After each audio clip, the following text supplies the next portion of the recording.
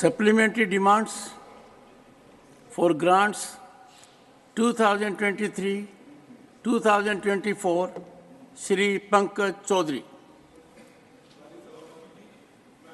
सहयोगी सीतारमण की ओर से अनुपूरक अनुदान मांगों 2023-24 को दर्शाने वाला एक विवरण अंग्रेजी तथा हिंदी में आपकी अनुमति से सदन के पटल पर रखता हूं।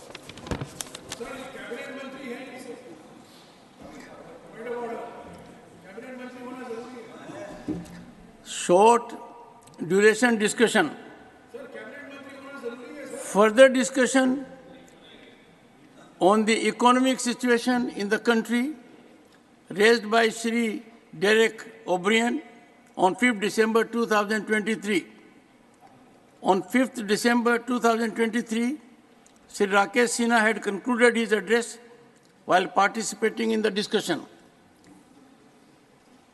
Any other member desiring to speak that was indicated. Sir, cabinet मंत्री है नहीं sir.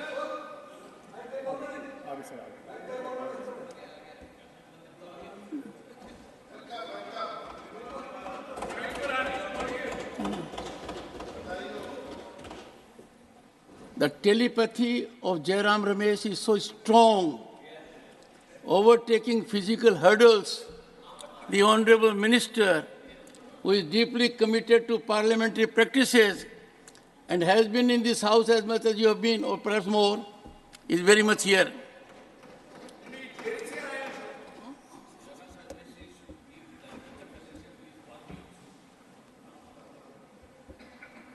I had, honorable members, indicated that we would like to accommodate as many members as possible. Some names have come. We would try to accommodate the honorable members.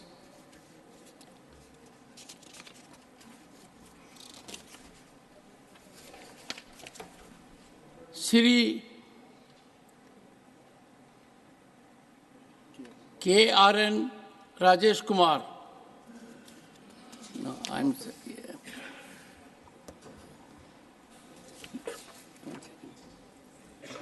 Speakers. Professor Ram Gopal Yadav. We will have benefit of his thoughts on a very important subject, very wholesomely initiated by Derek O'Brien, impactfully initiated. Sir.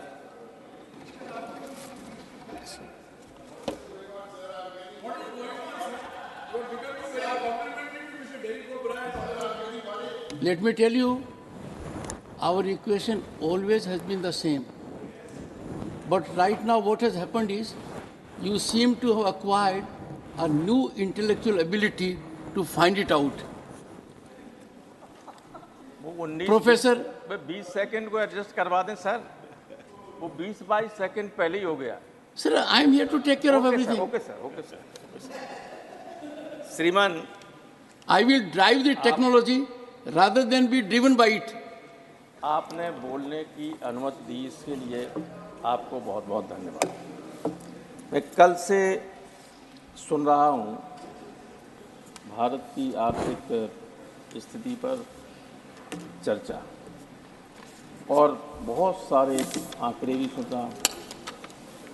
वैसे आंकड़े आमतौर पर ये भूल भुलैया होते हैं, पता नहीं कौन बनाता है, कैसे बनाता है, किसी को इधर के लोग कंट्राडिक्ट करते हैं तो और कहाँ बनाता है?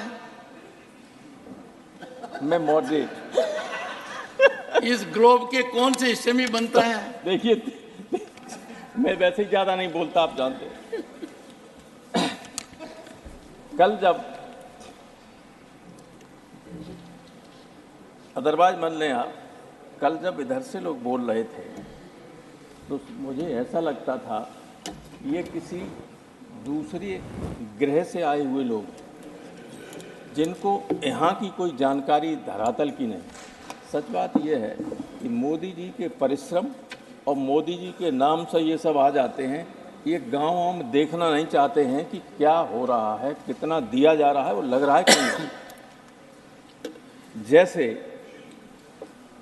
मोदी जी से प्रचार करा दिया, हर घर जल हर घर नल, नहीं, हर घर नल, हर घर नल और हर फिर घर जल।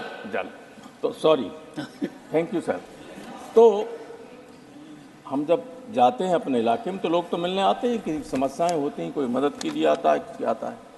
तो मैं अक्सर पूछता हूं कि बताइए आपके गांव में हर घर में पानी पहुंच गया? मैं कई गांव में जाता भी ब्याह शादियों, सारी पक्की गलियां जो विधायकों ने, सांसदों ने या ब्लॉक्स ने या जिला पंचायतों ने बनवा दी, वो खुद ही पड़ी हैं कि पाइपलाइन जानी। पाइपलाइन नहीं बनी, टंकी नहीं बनी। क्यों नहीं बनी? जो बताते हैं लोग उसको अदरवाइज न लें, कोई गुजरात वाले लोग, वहाँ के लोग कहते हैं कि सारे ठेकेदार गुजरात के थे और पैसा लेके चले गए। ये लोग कह रहे हैं, सुनिए, अब रिकॉर्ड में देख लीजिएगा है कि नहीं है। मैं ऐसे ही नहीं कह रहा हूँ, वही आलोचना की दृष्टि से नहीं कह रहा हूँ। तो अब कोई गांव ऐसा नहीं है जिसमें 100% घरों में पानी गया, किसी में एक भी गांव घर में नहीं गया है। तो इसको देखने की ज़रूरत है, इन लोगों की कहने की ज़रूरत है कि करिए। जब या तो प्रधानमंत्री जी से प्रचार मत कराइए इतने बड़े आदमी से, या फिर उस काम को पूरा कराइए। चिदम्बरम जी ने कल कहा था कि ज़मीन पर नहीं दिखता है, बड़ी हमारी इकोनॉमी है, ग्रोथ रेट दुनिया में सबसे ज़्यादा है। तो मोदी जी ने कहा, सुशील मोदी जी ने कहा कि 3 राज्यों में भी जनता अगर नीचे नहीं दिखता तो जनता ने कैसे जिता दिया। तो अगर मैं ये कहूँ कि हिमाचल प्रदेश, तेलंगाना और तीसरे कुछ राज्य में, कर्नाटक में आप क्यों हारे, ये कोई तर्क नहीं, ये कोई बैरोमीटर नहीं हो सकता है। अब आंकड़े की अगर बात करें तो 5वीं अर्थव्यवस्था है, सही, बहुत बल्क का है सब मामला, लेकिन पर कैपिटा जीडीपी 194 देश में हम 133वें नंबर पे। जो आम आदमी, सारा व्यक्ति क्या है, उसकी क्या स्थिति है, वो दर्शाता है कि हम दुनिया में कहाँ स्टैंड करते हैं। भले ही 5वें नंबर पे हैं, लेकिन 194 में 133वें नंबर पर हैं। ग्लोबल हंगर इंडेक्स क्या कहती है? 283 वर्ल्ड डेवलपमेंट रिपोर्ट के आधार पर 125 देशों में हमारी स्थिति 111 में। हालांकि एफएसएसआई ने इसका कंट्राडिक्शन किया है, इसलिए मैंने पहले ही कहा था कि कौन बनाते हैं आंकड़े, कैसे बनाते हैं, लेकिन इसलिए इन आंकड़ों पर जाने की जरूरत नहीं। अगर है तो मैं ये भी आंकड़ा दे रहा हूँ कि हम कहाँ स्टैंड करते हैं। इसलिए केवल आंकड़ों पर भरोसा मत कीजिए। राकेश सिन्हा साहब नहीं हैं यहाँ, उन्होंने कई उदाहरण दिए। मैं तो रोज़ जब वहाँ रहता हूँ अपने क्षेत्र में तो सैकड़ों लोग मिलते हैं, तमाम लोग आते हैं ऐसे कि साहब मेरी बेटी की शादी है, कुछ मदद करवा दीजिए। अभी परसों एक ऐसी स्थिति, जब मैं वहाँ था, अभी 2-3 दिन यहाँ नहीं था, एक आदमी बैठा था कि बताओ तुम्हारा क्या काम है? तो साहब मैं अकेले बात करना चाहता हूँ, मुझे बताइए। सब लोगों से मैंने कहा अगर सबकी बात हो गई तो जाए, नहीं तो हम इनको लेकर हो गई, सब चाय पी के जा रहे। तो उसने कहा कि साहब मेरी बेटी की शादी है, उसकी सहेलियां थोड़ा संपन्न परिवार की हैं जिनकी शादी हुई, तो उसने अपनी, मुझसे तो नहीं कहा लेकिन अपनी माँ से कहा कि जैसा ये और हमारी सहेलियों के लिए शादी के दिन के लिए लहंगा बनाया जाता है, वो हमारी अब हैसियत नहीं, क्योंकि लहंगा तो अब लोग टीवी के जरिए ऐसा दिखने लगा कि 1-1 करोड़ रुपए का बनता है, 50 लाख का भी पहनती हैं। लेकिन ऐसे भी हैं, लड़कियों का मन तो होता ही सबका, गरीब हो कुछ भी हो, लेकिन शादी के दिन बेहतर पहनना चाहती हैं, तो 1 करोड़ का नहीं तो 10,000 15,000 का ही लहंगा बनवा। एक मेरी पत्नी से उनकी बेटी ने कहा था, तो हम उनकी इसकी व्यवस्था हम करवा देंगे, आप इसमें निराश मत होइए। लेकिन स्थिति ये ऐसा नहीं है जैसा आप कहते हैं कि उन्होंने ये कह दिया। उज्ज्वला दी कि जिसको गैस का सिलेंडर देते हैं, ये तो पता कीजिए कि वो गैस सिलेंडर दिए उसमें भरे कितने गए। पैसे ही नहीं लोगों को भरवाने के लिए, 80% लोगों को पैसा नहीं भरवाने के लिए, पड़ोसी लोगों ने ले लिया कि हमें दे दे सिलेंडर। ये स्थिति है। अब सर मैं तो ये चाहता हूं कि लोग गांव में जाके देखें कि जो शौचालय बने हुए हैं, उनका प्रयोग हो रहा है कि नहीं हो रहा है? कहीं में बकरियां बनी हैं, कहीं में भूसा भर दिया लोगों ने, पानी की व्यवस्था नहीं। तो ये स्थिति है, तो ये ग्राउंड रियलिटी को नहीं दर्शाता है। यहाँ तो कम से कम ऐसी बात कहिए जो वहाँ सुनने वाला ये समझे कि हाँ ये सही बात कही जा रही है। सुनने वाला कहेगा उनका ऊपर से निकल जाएगा, सर से ऊपर से कुछ नहीं।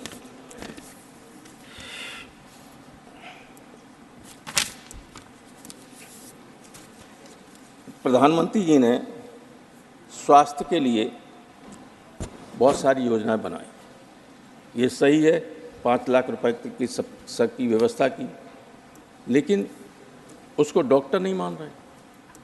आप आश्चर्य करेंगे कि एक मरीज को इलाहाबाद की एमपी हैं, बहुगुणा जी की बेटी हैं रीता जी, उन्होंने भेजा वो गंगाराम, तो उसने वापस कर दिया कि हम ये कार्ड नहीं मानते।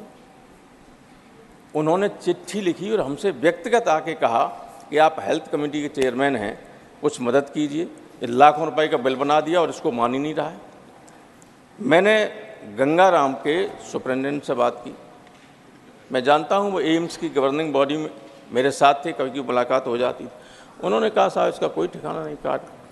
अब देखिए ऑथेंटिक गवर्नमेंट का कार्ड है, लेकिन इसलिए कि उस पर आप जब पेमेंट लेंगे ज़्यादा तो मालूम पड़ जाएगा कि जो 10 रुपए की चीज़ है उसका 1000 रुपया ले रहे हैं, तो नहीं दे रहे हैं कोई। और कुछ निजी अस्पताल ऐसे हैं कि 500 रुपए की दवा दी और 5000 का बिल बना देते, पैसा मिल जाएगा, हम लूट हो जाती उसमें।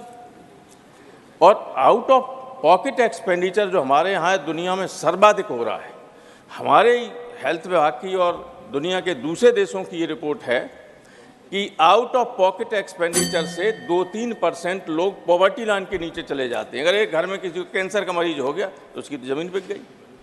तो आउट ऑफ पॉकेट एक्सपेंडिचर कैसे कम हो, मैं सरकार से आपके माध्यम से अनुरोध करना चाहूँगा कि सबसे बड़ी बात है, इसको अगर कम कर देंगे, आदमी का कोशिश की है आपकी गवर्नमेंट ने, नो डाउट, लेकिन उसको इम्प्लीमेंटेशन सही नहीं हो रहा है।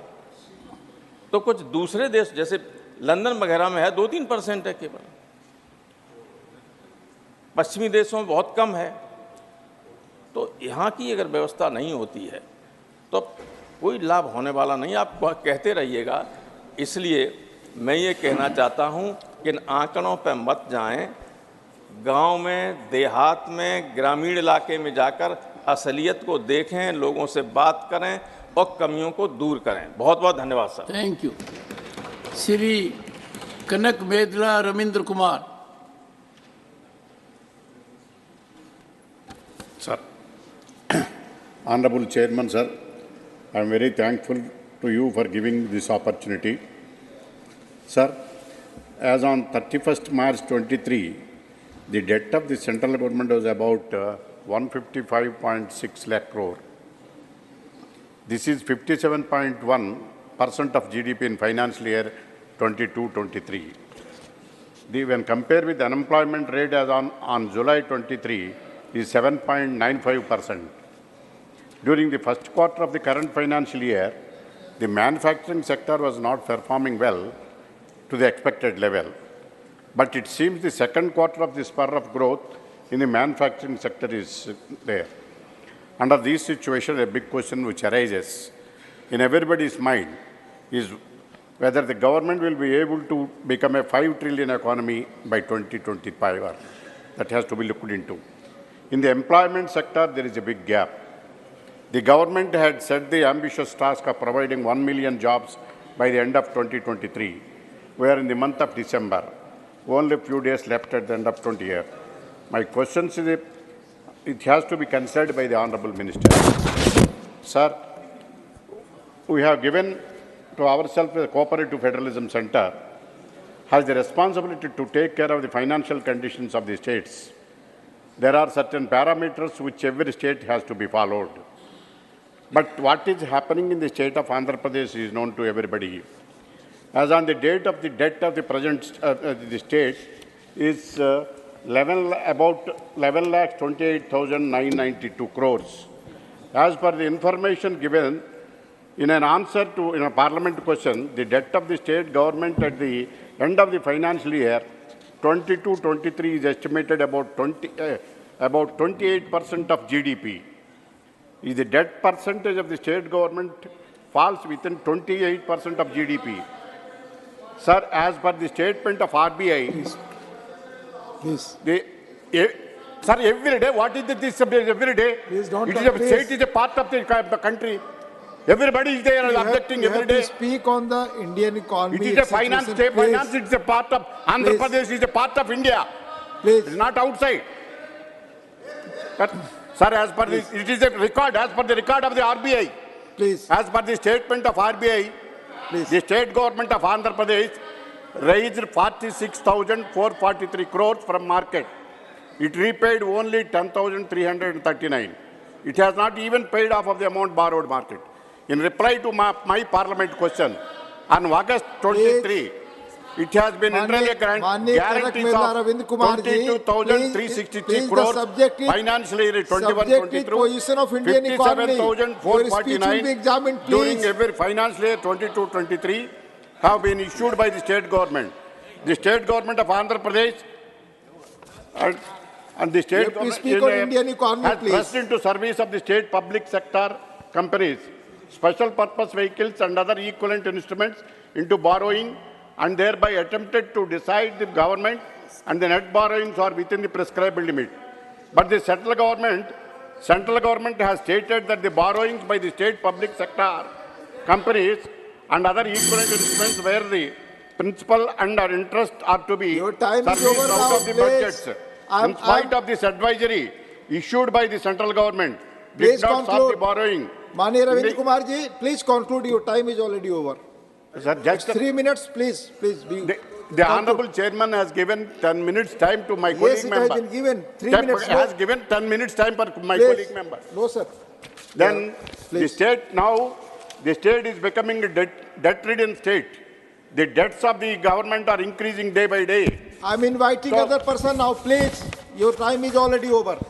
Sir, as per Please conclude. the COG itself has observed, the government is making heinous mistakes of financial management. The COG itself about the financial ending, 22nd March has borrowed 1,20,000 crores without telling the assembly. Please The conclude COG now. itself, audit certificate in the name of qualified opinion was given only to the AP in the history of the country. She said she can debts in the corporation as per the given to, but not is giving full information about the debts of the corporation. COG says every rupee spent on 21-22, there is a I'm debt inviting of other person now. 51 It will not At go the on end record of now anymore. 21-22. No, please. Mani Sri Mahesh Jetmalani. Mani Mahesh Jetmalani, please. Mani Mahesh Jetmalani, please speak on the subject, please. Your time is 15 minutes. Your time is 15 minutes. Please speak. Please speak. It's nothing. It's not going on record. Please follow the rules. Please. Please speak. You speak. It's not going on record. It's not going on record. You speak. Please. Honorable Chairman, I thank you for this opportunity to speak on this most important subject of the economic health of this country. Sir, the essence of the criticism from the opposition benches, led in the main by former Finance Minister Mr. Chidambaram and Honourable Member Mr. Derek O'Brien, is that there is no point in the present government tom-tomming about India's high growth rate, when the ground reality, when on the ground, this high growth rate has not translated into indicators vital for the poor, such as high employment and low inflation. Sir, Mr. Chidambaram, as usual, has shifted the goalpost. But this shift is heartening in one respect. In April this year, citing the World Bank's latest GDP estimate for India, he attacked the government and he said that it was only Mr. Modi who was boasting about the economic growth rate in the country.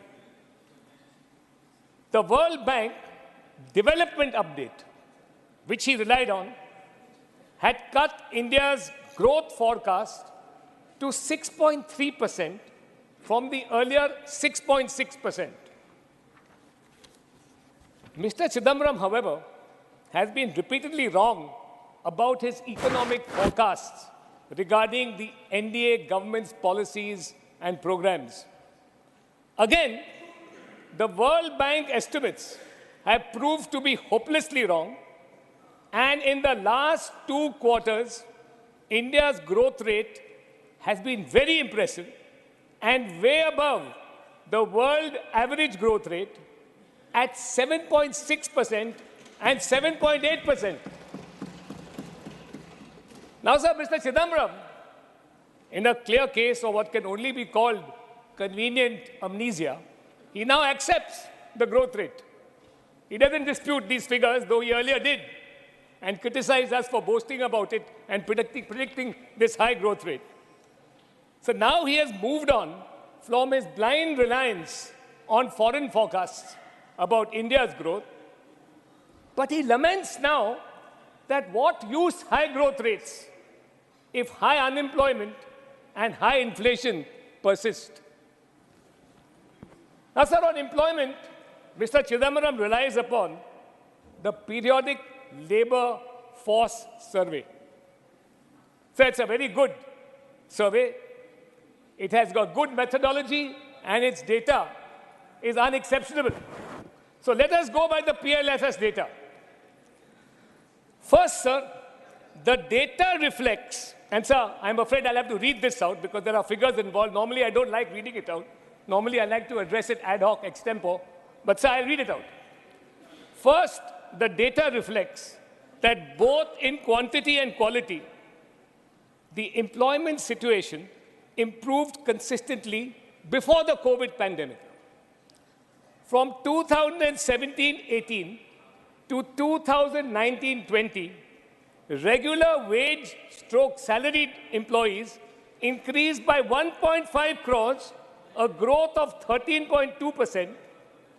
The increase among females was 0.72 crores, or 29.4%, and that for males, 0.79 crores, or 8.8%. Further, formal employment increased by 1.2 crores, or 25.3%. The quantity of employment improved pre-pandemic as well. From 2017-18 to 2019-20, the UR, that is the unemployment rate, which captures long-term unemployment, decreased from 6% to 4.8%. The labor force participation rate, LFPR, increased from 49.8% to 53.5%. And so the worker population ratio increased from 46.8% to 50.9%. These changes were widely dispersed in rural and urban areas and for males and females. Now, sir, this is the pre-COVID. So as everybody knows, there was a setback to the economy during COVID. But let us come to the post-COVID situation. Post-COVID, urban employment registered a robust V-shaped recovery after the adverse impacts during lockdown and the second wave of the pandemic. Compared to the October-December 2019 quarter, in the April-June 2023 quarter, so worker population ratio increased from 44.1% to 45.5%. And sir, the labor force participation ratio from 47.8% to 48.8%. And sir, unemployment rate declined from 7.8 to 6.6%. So as urban areas were most affected by the pandemic, the complete recovery in employment in urban areas is crucial. The unemployment rate recorded in April-June 2023 quarter is the lowest, sir. This is important. The unemployment rate recorded in April-June 2023 quarter is the lowest over the last 5 years. Sir, the annual PLFS, which Mr. Chidambaram relies upon, the survey data, which covers both rural and urban areas, also shows complete recovery in employment post-pandemic. This pattern of complete recovery in employment is reflected similarly in data from, sir, EPFO, which is the Employees Provident Fund Organization, and Manrega. The monthly EFPO data discloses, and this is again a very important statistic, that the net additions in August 23 as being 116% higher than in December 2019. Honorable Chairman, you know that this EPFO data, the additions to it is employees' contributions. 116% additions to the EPFO reflect the quantum of employees that have arisen, the quantum of employment, therefore, that has risen. The demand for work, sir, this is also very important, under Manrega in December 2022 is half the demand in 2023. So Manrega is when people are desperate for work. They have no other work. It is now half the demand. This shows that the demand for distress work has declined sharply in rural areas. So finally, sir, as per PLFS, again the same survey which Mr. Chidambaram relies upon, the unemployment rate for persons, now this is an overall picture, the unemployment rate for persons aged 15 and above at the all India level decreased to 3.2% only, sir, in 22-23 from 4.1% in 21-22. So that's the state of the unemployment which Mr. Chidambaram harps on. So then as regards inflation, as per data released by the National Statistic Office, the NSO, the consumer price index was 4.25% in May this year, 4.81% in June this year, and 5.02% in September, well before Reserve Bank, well below Reserve Bank India's upper tolerance limit of 6%. So we have been below 6% continuously, sir. And so ultimately the ultimate test, sir, forget figures and statistics. Employment, sir, and inflation are matters of great concern to the poor. Overwhelmingly, the only test about whether unemployment and inflation is hurting people are the election results. Sir, the overwhelming results show, sir, that people are satisfied with employment and inflation levels. Sir, a former British Prime Minister is alleged to have said that there were 3 kinds of lies.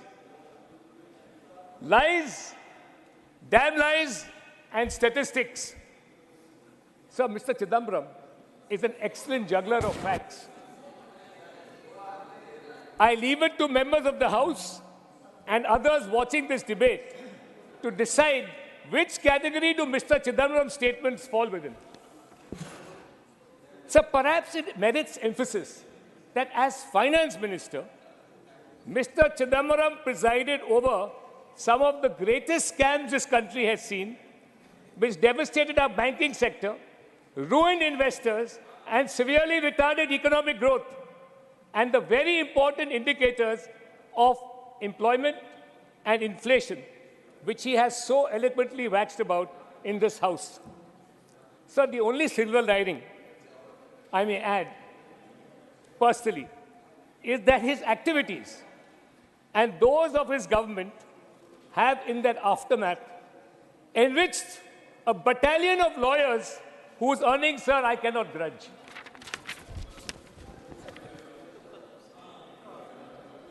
Sir,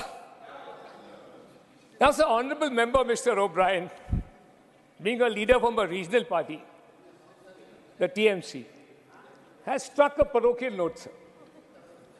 He talks about, sir, 8.5% growth rate in West Bengal, which is true. Can't deny that. So being a member of a national party, I have all India concerns. But I do admit to having a soft corner for West Bengal, having studied in a boarding school there from the age of 10 to 16 in that picturesque hill station, Darjeeling. So the burden of Mr. O'Brien's song is that India's high growth rate has only enriched billionaires and widened the inequality gap. Sir, I acknowledge, as I said, that West Bengal has a high growth rate of 8.4%, which is above the national average. But perhaps an examination of statewide data should reveal to Mr. O'Brien where the fruits of economic growth in West Bengal have gone. Sir, if per capita income is a measure of economic welfare, then West Bengal per capita income is well below the national average, and in fact, apart from a few northeastern states, one of the lowest in the country.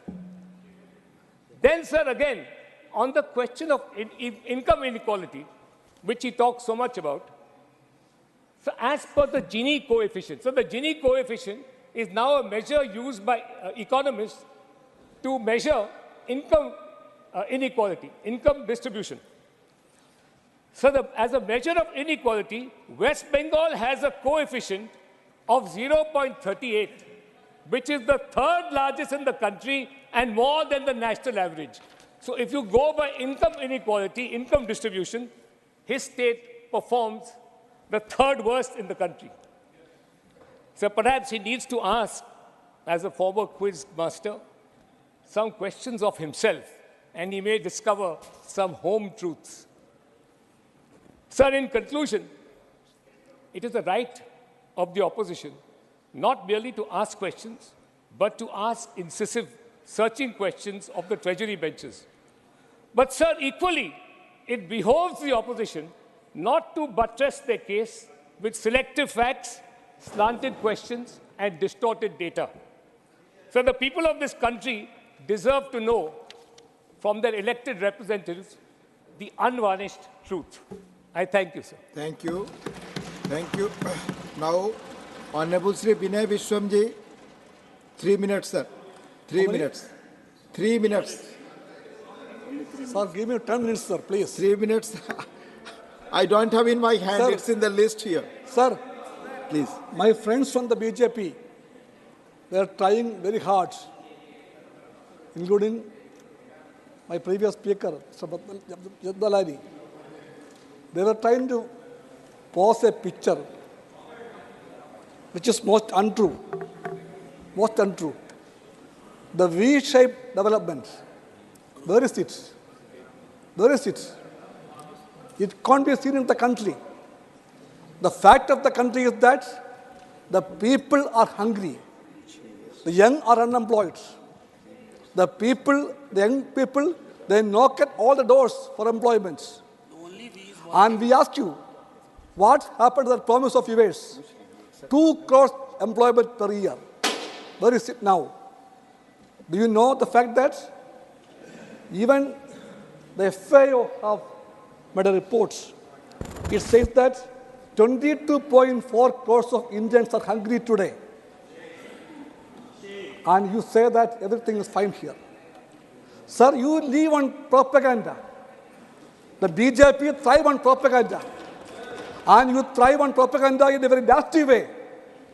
The Beti Bachao, Beti Patao scheme. What happened to it? Major share of it, 42.3% of that funds went for propaganda alone. So this is the right-wing way of development.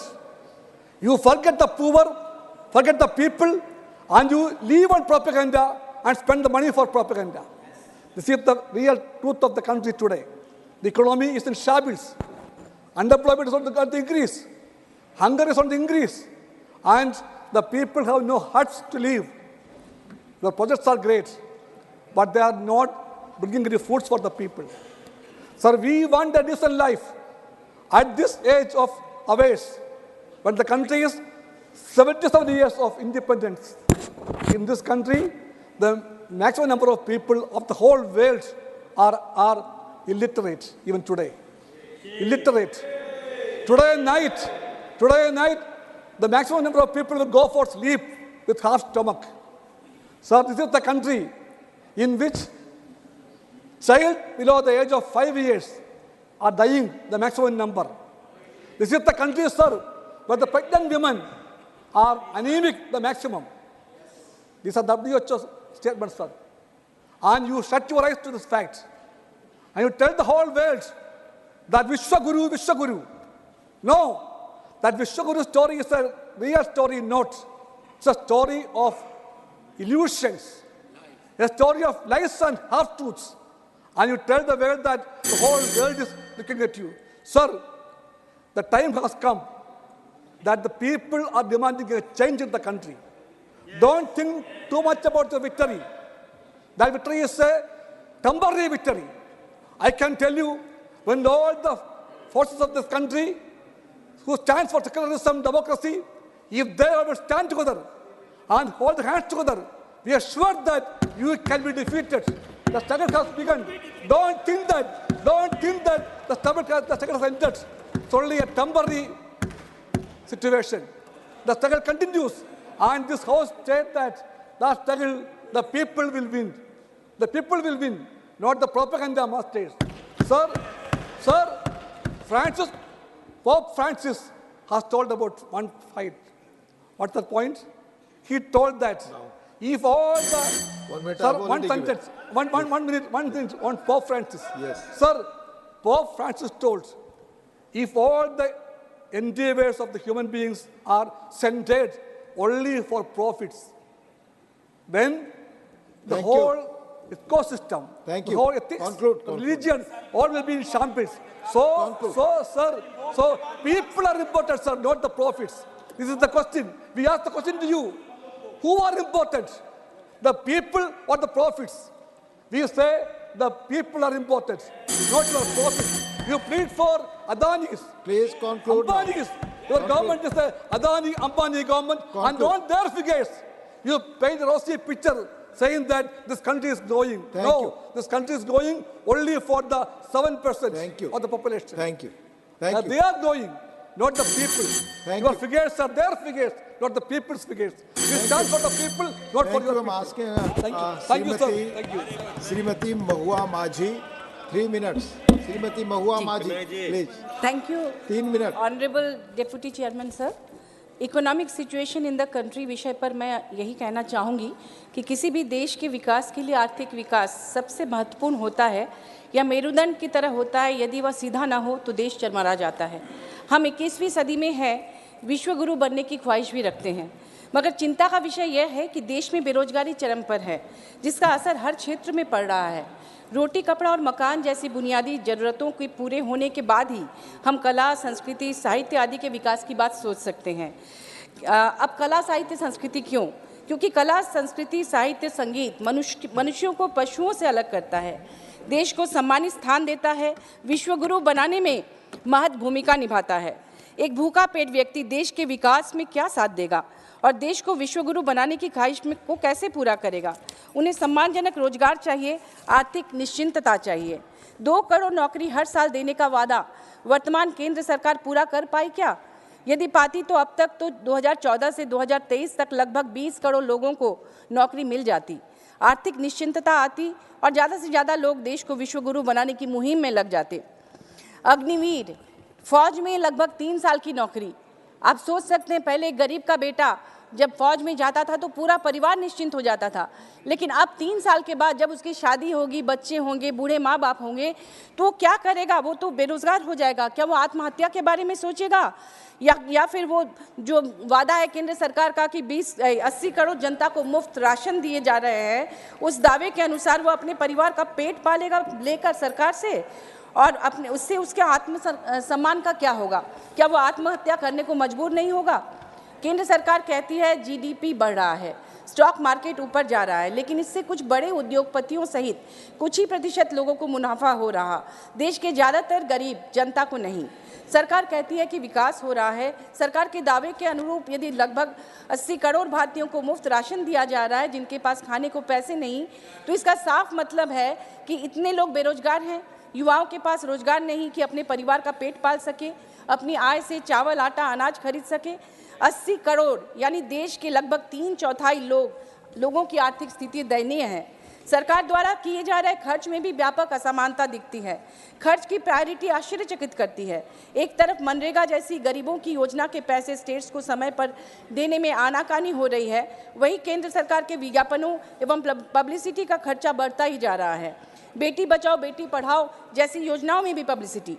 Jharkhand सरकार में भी मनरेगा अंतर्गत सामग्री मद में भुगतान हेतु लगभग 426 करोड़ रुपए लंबित हैं, जबकि झारखंड गरीब और पिछड़ा राज्य है, देश के अन्य राज्यों से नीचे दूसरे नंबर पर है। पठारी इलाका है, बारिश के अलावा खेतीबाड़ी नहीं होती, ट्रैफिकिंग की समस्या है, पलायन विस्थापन की समस्या है, और इसी के कारण बहुत ज़रूरी है कि मनरेगा के पैसे दिए जाएँ समय पर। भारत सरकार की कोल कंपनियों द्वारा झारखंड में कोयले की रॉयल्टी के लगभग 1,36,000 करोड़ रुपए लंबित हैं।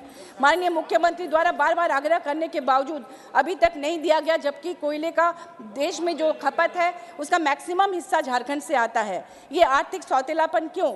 पुरानी पेंशन व्यवस्था फिर से लागू की जाए, नहीं तो बुढ़ापे की लाठी भी छीन जा रही है लोगों की। हमारे स्टेट में हमारी सरकार ने कर दिया है, ऐसा हर स्टेट में होना चाहिए। राज्यों को जीएसटी संग्रह की हिस्सेदारी की देय राशि समय पर नहीं मिलती। झारखंड जैसा गरीब राज्य भी इस वजह से आर्थिक परेशानी झेल रहा है। प्रधानमंत्री आवास योजना हमारे राज्य में 8 लाख गरीबों को नहीं मिला, ये भी नहीं दिया जा रहा है। गैर भाजपा शासित राज्यों के साथ आर्थिक मामलों में भेदभाव नहीं होना चाहिए। सबका साथ सबका विकास सिर्फ जुमला नहीं होना चाहिए। धन्यवाद। Thank you. धन्यवाद Mahua Majhi ji. Now doctor Fauzia Khan ji. Doctor Fauzia Khan ji. Thank you very much. 3 minutes. Thank you, sir. Sir, there has been a lot of discussion on numbers and economic indicators, sir. Since yesterday, that measure the economic situation of our country. Perhaps it is time, sir, for a recalibration of our metrics to ensure that the pursuit of progress is accurately reflected. Economic growth isn't just about numbers. There's a deeper narrative to explore. These numbers have to reflect on ground. Sir, it is essential to move beyond surface level reporting. The most concerning issue this year is the escalating unemployment crisis in India, particularly the dearth of government job opportunities. Sir, मैं एक कवि की एक छोटी सी कविता पढ़ना चाहूँगी जो बेरोजगारी पर है। बेरोजगार देवी प्रसाद मिश्र। ये सवाल उसे शर्मिंदा कर देता है कि क्या कर रहा है वह आजकल। वो डकैती नहीं डालता, वो तस्करी नहीं करता, वह हत्याएं नहीं करता, वह फरेबी वादे नहीं करता, वह देश नहीं चलाता, फिर भी ये सवाल उसे शर्मिंदा करता है कि क्या कर रहा है वह आजकल। सभापति महोदय, unemployment is intertwined with alarming consequences, notably with the rise in youth suicides. According to a report from Azim Premji University, 42% young graduates were unemployed. Sir, according to CMIE data, jobs in manufacturing dropped 31% between 2016 and 2023. According to the latest report by the NCRB, over 13,000 students took their own lives in India in 2022. 9.6% of the suicides were those who were self-employed or salaried professionals. Unemployed persons comprise 9.2% of all suicides reported in India. Graduates account for 5.2% of all suicide deaths. This dire scenario, sir, often pushes vulnerable individuals towards extreme measures, either towards an uptick in the use of drugs, petty crimes, or suicides. Sir, we understand that this government has decided to put the number system on 5th gear by relying on headline-friendly numbers, turning the nation's progress into a clickbait economy. Sir, but this is reducing complex issues to attention-grabbing figures and potentially overlooking the nuanced aspects of comprehensive development. Sir, development isn't about tall buildings, housing tall claims. It is about the quality of life that can never be measured in numbers. Sir, एक कवि की एक दो पंक्तियां कह के मैं अपनी बात खत्म करूंगी। अगर गरीब और गरीब होता जा रहा है और धनवान होता जा रहा है, तो मैं कहूंगी मालूम करो हाथ उन्हीं का तो नहीं है, मालूम करो हाथ उन्हीं का तो नहीं है जो लोग आग बुझाने में लगे हैं, धन्यवाद sir. Thank you, Dr. Fauzia Khan ji. Now, Honorable Dr. M. Thambi Durai. 3 minutes, sir. Thank you, Mr. Deputy Chairman, for having given the opportunity to participate in the discussion on behalf of ADMK party. To begin with, it may be claimed that India is one of the fastest growing major economies of the world and that it is the 6th largest economy now. Sir, because of brief of the time, I'm going to subject. GST also plays its role in economic development. We hear a lot here from members of different states who state that the share of the GST pertaining to his or state has not been given, due to which their economy is suffering. The government should have a mechanism by which they are settled immediately without making the state suffer for want of money from the center. As far as the erstwhile government of Tamil Nadu is concerned, which is part of Indian economy, the ADMK government also suffered during the periods Honorable Amma Jayalalitha and Edappadi Palaniswamy as chief ministers. With all the constraints of the money, Honorable Amma was able to implement many welfare measures like giving laptops and bicycles to students, Amma canteen, Amma pharmacy, giving gold Mangal Chutra for girls at the time of marriage. During the period of Edappadi Palaniswamy as chief minister, despite of huge financial crisis, he also extended welfare programs for farmers, tackling situation during a corona period very efficiently. He also extended financial assistance, 2,500 crores for each family during the Pongal festival.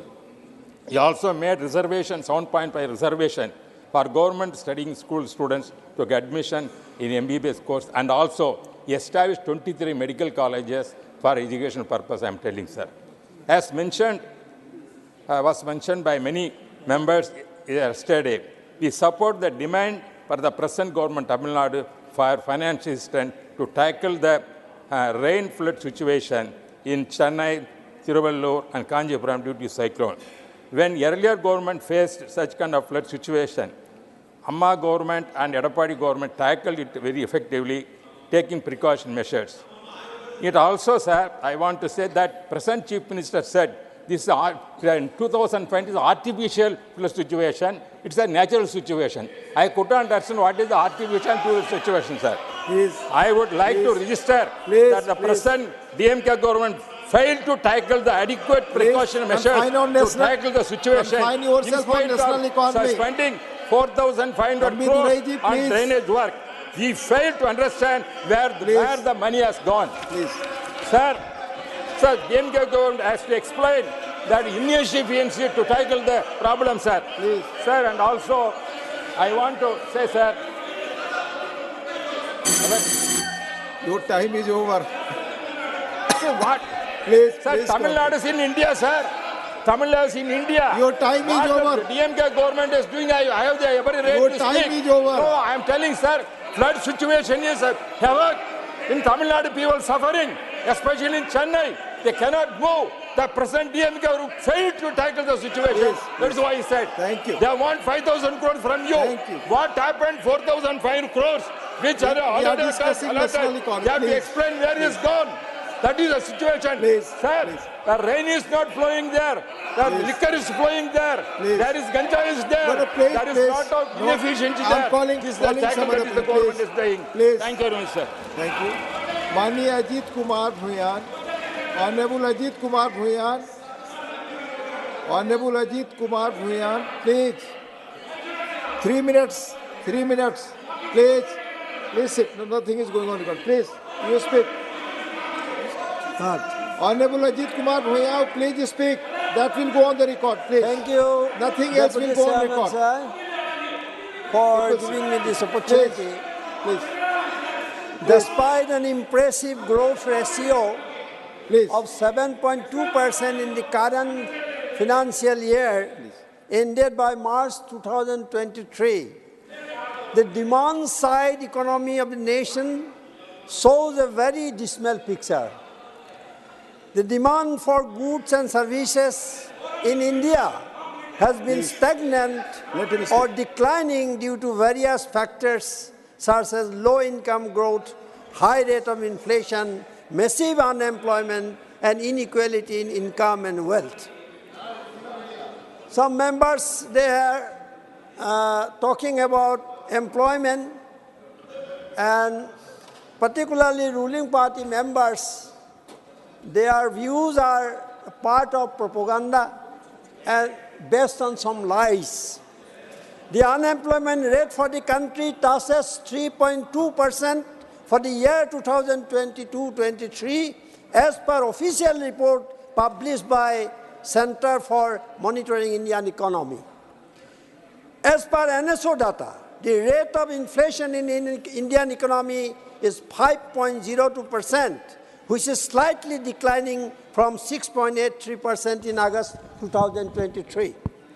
Oxfam India's report on inequality in India, released recently, finds that first 5% of Indians own more than 60% of the country's wealth, and that is the reality. The extreme inequality in numbers put the whole Indian economy in a situation of serious concern. Sir, in the list of World Happiness Index published by United Nations Sustainable Development Solutions Network, India ranks at 126th position out of 150 countries for 2023. This is also a dismal picture for India. In accordance with the last SDI report, India ranked at 132 position out of 191 countries of the world. It is also a very serious concern for Indian economy that 2023 Global Hunger Index gives India a rank of 111 out of 125 countries, which was mentioned by Professor Yadav.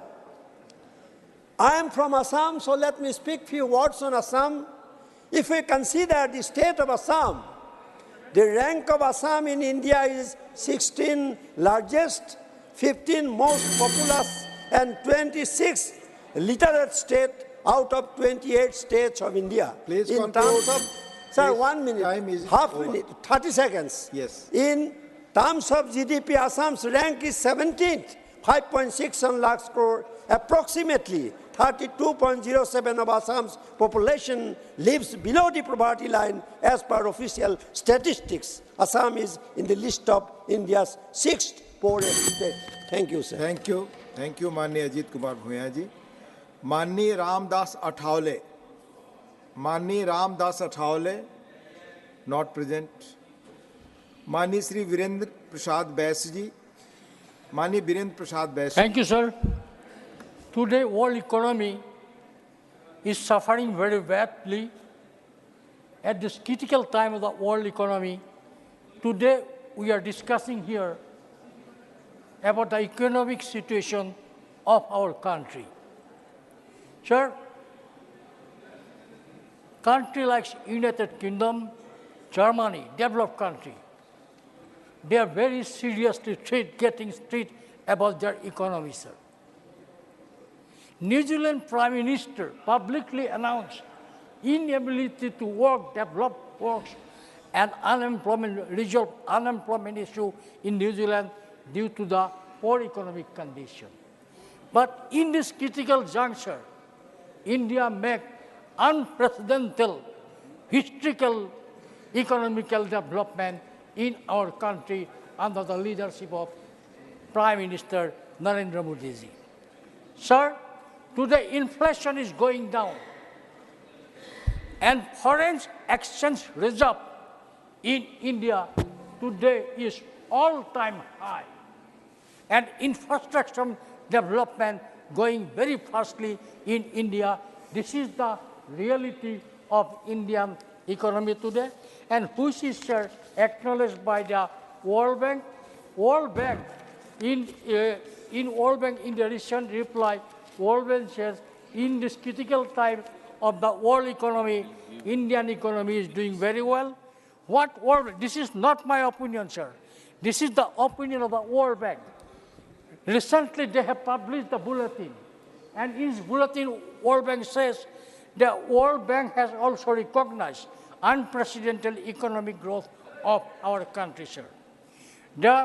As per of the latest report of the World Bank, India continues to show resistance against the backdrop of challenging global environment, and according to World Bank's latest India development, India is going very fast, and India is unprecedentedly expand the economic diversion in India, sir.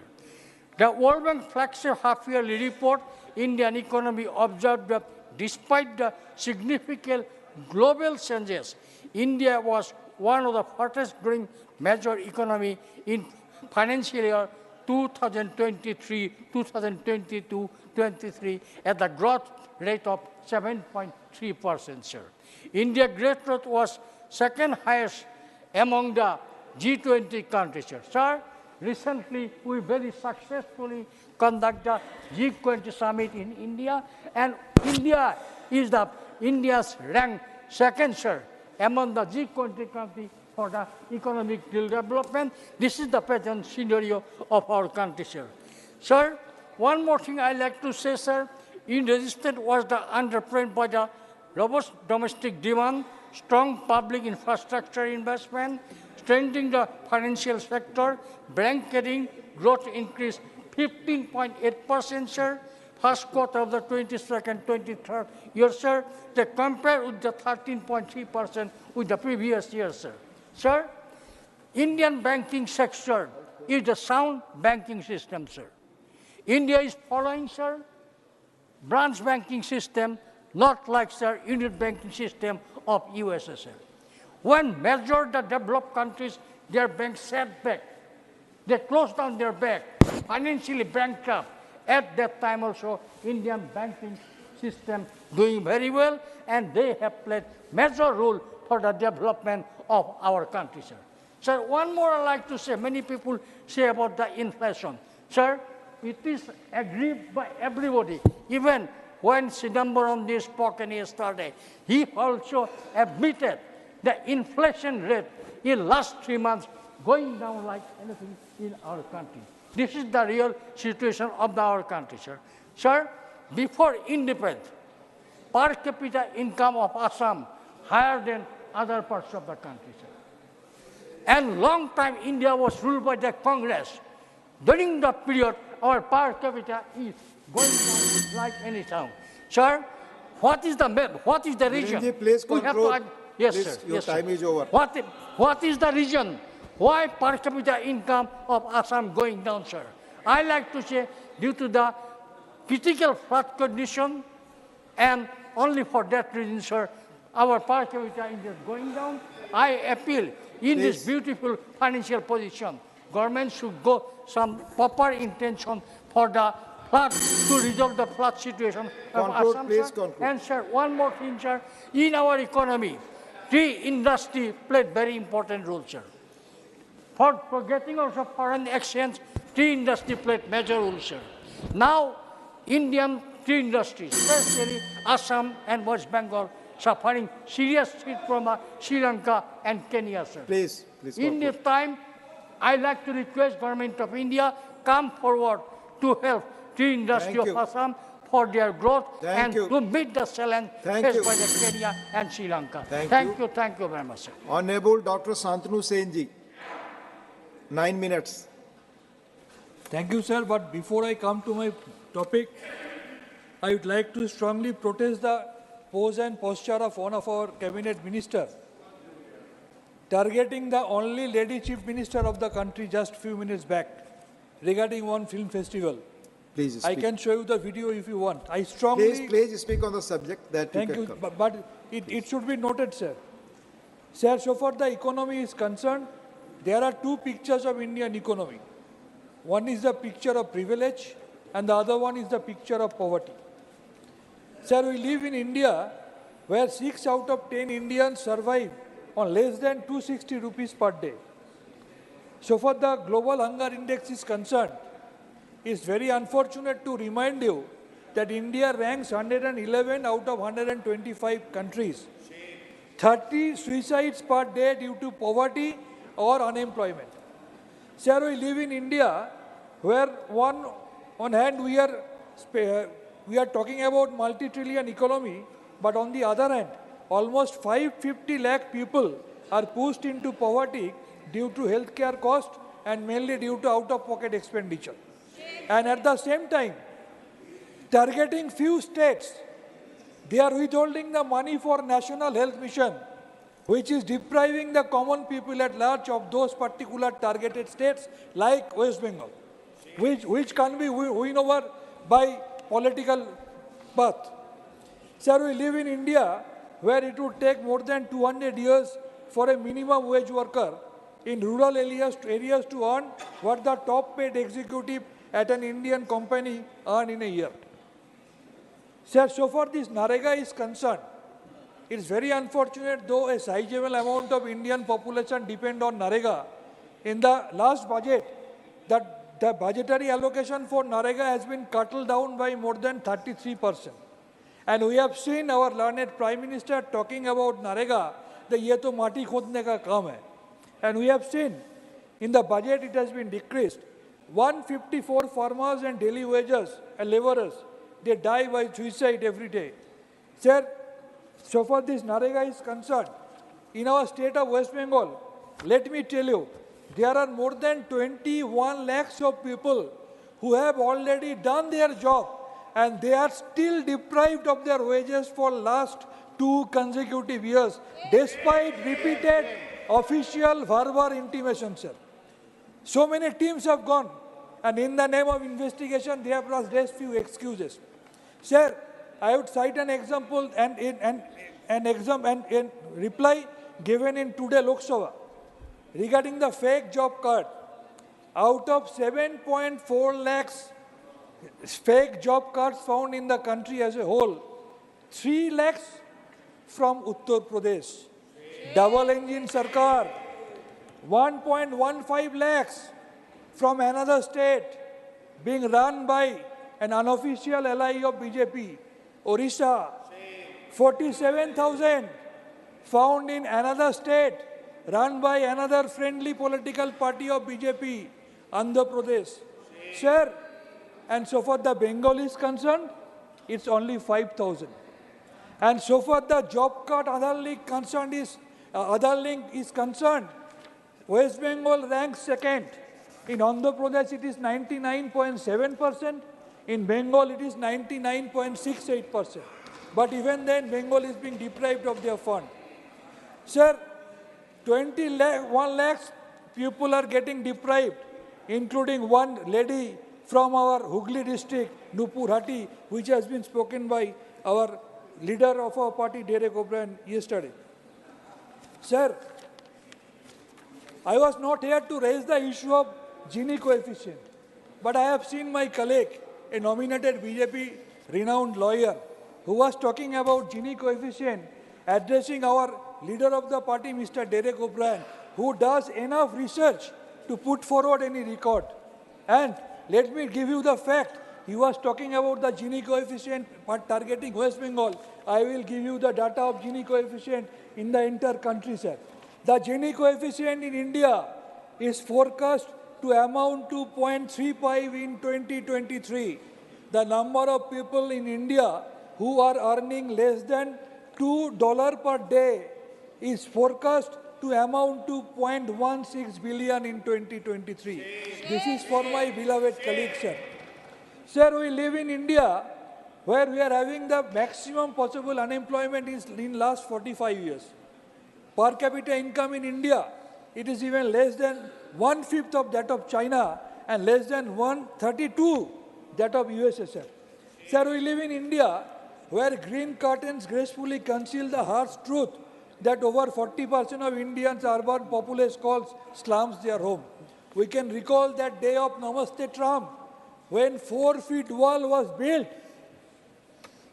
just to conceal the actual scenario because the friend of learned Narendra Modi ji, Donald Trump, was supposed to visit our country. That is the harsh reality, sir. Sir, in India, we found 8 November 2016, demonetization. We know what the effect was, how the poor people suffered from this.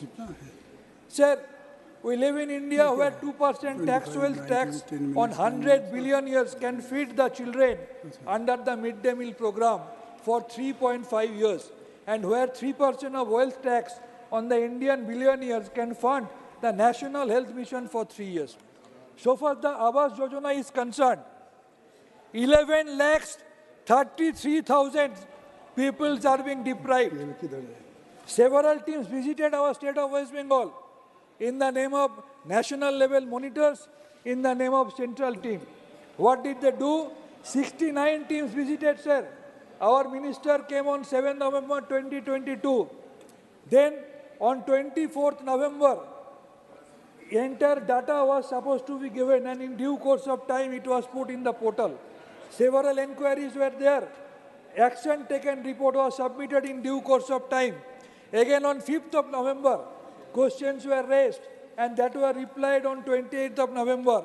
But till date, no fund has come. And once again, on this 1st of December, another intimation has gone to our government of West Bengal that again 7 teams will visit 14 districts of our state of West Bengal. Why, sir? Why, sir? Is it the reason that only it is being run by Trinamool Congress and Madam Mamata Banerjee cannot be defeated politically? Yes. Is it the only reason? Just tell me one state other than West Bengal which is being deprived in the same fashion, sir. Yes. You can't. Sir, let me tell you the India's external debt. It rises up to $629 billion. It is the report given by RBI in June 2023.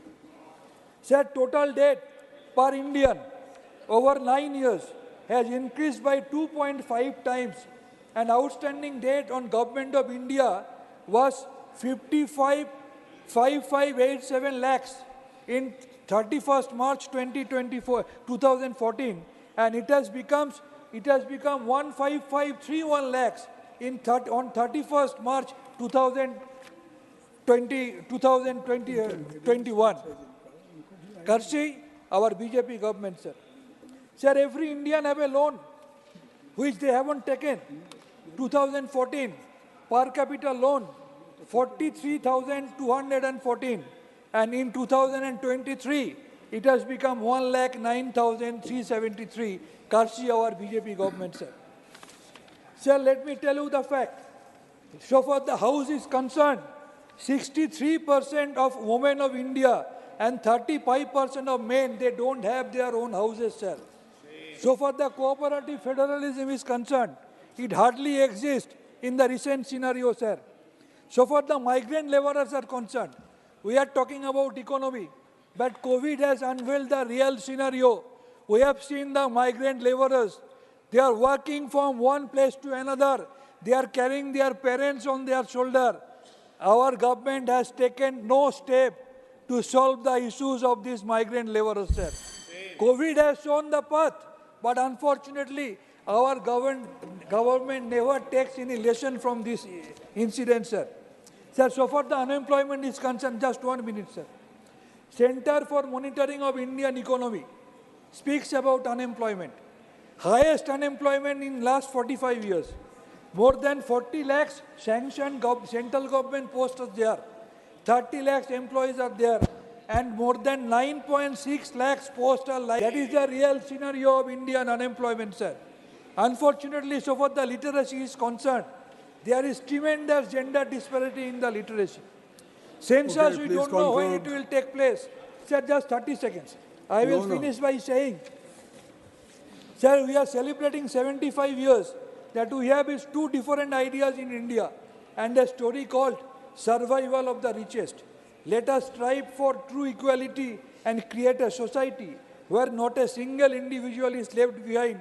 And my final comment will be, sir, we are very happy to take part in this short duration.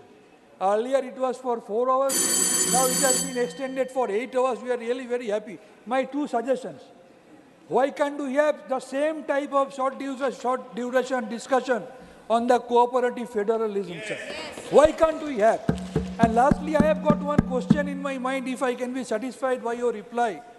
Government is giving so much of time for short duration discussion. I'm sorry. Are they not having any business, sir? That is the question in my mind. Dr. Dinesh Thank you very much. Dr. Dinesh Sharma. Dr. Dinesh Sharma. सम्मानित सभापति महोदय, आपकी कृपापूर्वक अनुज्ञा से आज आर्थिक विषय पर मैं इस विद्वत समूह के समक्ष कुछ विचार रखना चाहूँगा। हम सब जानते हैं कि भारत की अर्थव्यवस्था तेज़ी के साथ में आगे बढ़ रही है और ये एक वो समय था जब विदेश के लोग भारत की खराब छवि को प्रदर्शित करते थे और वृत्त चित्रों में उपहास उड़ाते हुए हम सब देख लेते थे कि कहीं गरीब, भूखा, नंगा और इस प्रकार का आवृत्ति वाला व्यक्ति जो दीनहीन अवस्था में है उसको भारत का नागरिक बता के वृत्त चित्रों में दिखाते थे। आज मोदी जी के आने के बाद 9 वर्ष का जो समय गुजरा है उसमें आज वही भारत का नौजवान हाथ में कंप्यूटर लिए हुए जब विदेश में जाता है तो अमेरिका ऐसे देश के राष्ट्रपति को कहना पड़ता है कि इंडियन से बच के रहो, ये ऐसा ना हो हमारे देश के नौजवानों का रोजगार छीन ले।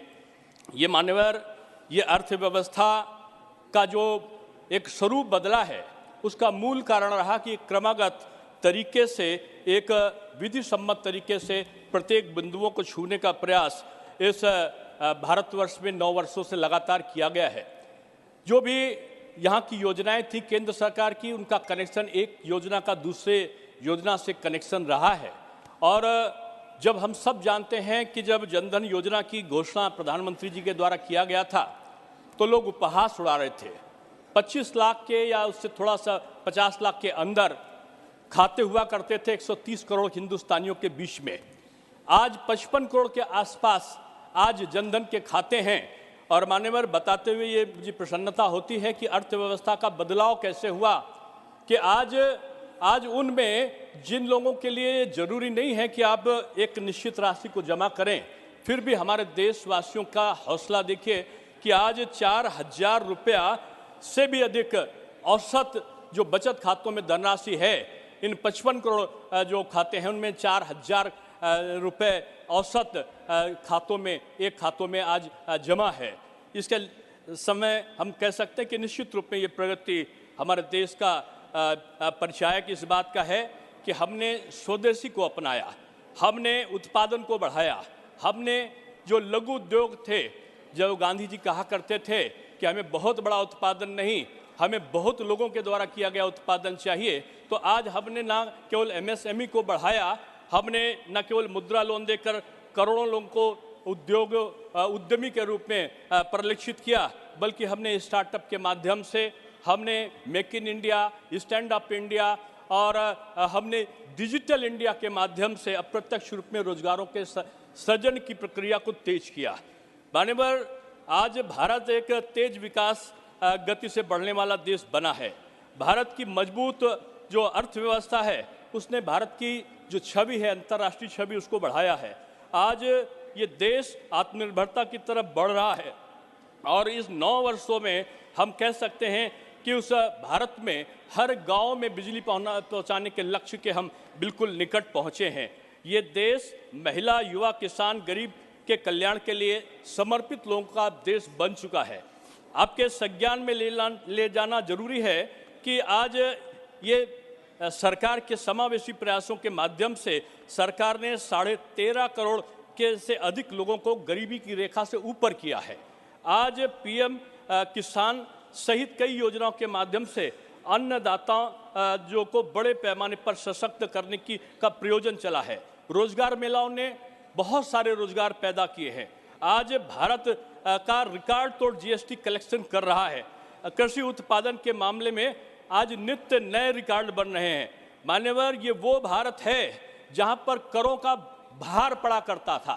17 करों का समावेशन करने के बाद में उनका सरलीकरण किया गया। आज कई गुना, मैं तो कहूँगा कि 50 गुना ज़्यादा आज करों का जो संग्रह है, उस संग्रह ने आज पूरे भारतवर्ष को ये दिखाया है कि अब भारत याची नहीं है, भारत वो देश नहीं है जहां जरूरत पड़ने पर कांग्रेस शासनकाल में अमेरिका से सड़ा हुआ लाल रंग का गेहूं आता था और यहां आने के बाद राशन कार्ड में लोगों को वो बंटता था। वो लाल रंग का गेहूं वहां के जानवर नहीं खाते थे तो वो हिंदुस्तान को भेजा जाता था।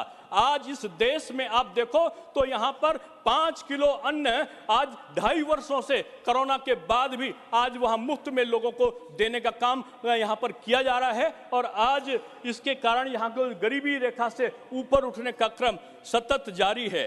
मान्यवर, आज अभी हाल में वैश्विक रेटिंग एजेंसी S&P ग्लोबल के अनुसार भारत 2030 में तीसरी बड़ी अर्थव्यवस्था बनने जा रहा है। मान्यवर, हम सब जानते हैं कि आज हम ये कहते हैं कि हम 5वीं अर्थव्यवस्था हैं। हालांकि पहले हम 10वीं अर्थव्यवस्था में थे या उससे पहले 11वीं अर्थव्यवस्था में थे। आज हम 5वीं अर्थव्यवस्था बन चुके हैं। लेकिन 5वीं अर्थव्यवस्था के बनने के पीछे मैं ये कह सकता हूँ कि आज जो परचेजिंग पावर पैरिटी PPP जिसे बोलते हैं, उसका अगर आकलन किया जाए तो भारत तीसरी अर्थव्यवस्था की तरफ अग्रसरित हो चुका है। आज भारत का नागरिक जब विदेशों में जाता है तो भारत का नागरिक सर उठाकर देख सकता है।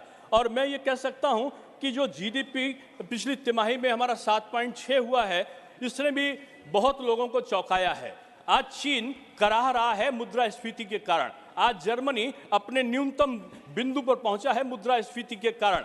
अमेरिका में आज हलचल मचा हुआ है और ब्रिटेन की आर्थिक स्थिति को सुधारने के लिए प्रधानमंत्रियों को इस्तीफा देना पड़ रहा है।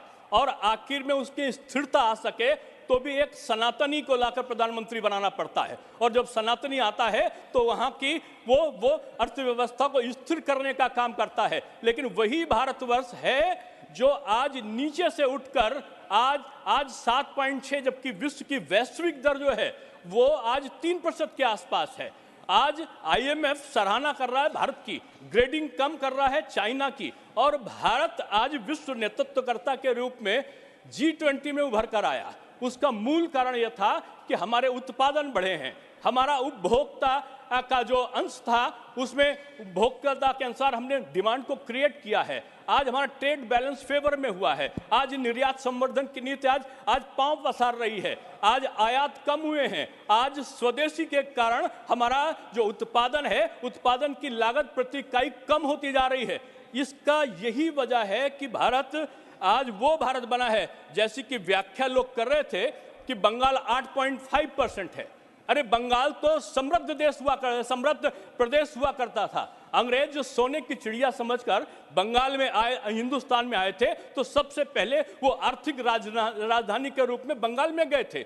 बंगाल में विभिन्न प्रकार के जब शासन आए तो क्रमागत रूप में उनकी आर्थिक व्यवस्था का ह्रास होता गया। आज ये दुख की बात है कि एक समय रोजगार के लिए लोग कहीं जाते थे तो वो बंगाल जाया करते थे। मुझे खुशी है कि कोरोना के कार्यकाल में तमाम लोग वापस उत्तर प्रदेश आए। मैं उत्तर प्रदेश से हूं और उत्तर प्रदेश में उनको स्वरोजगार मिला। आज बंगाल के लोगों को रोजगार खोजने के लिए दूसरे जगहों पर जाना पड़ रहा है।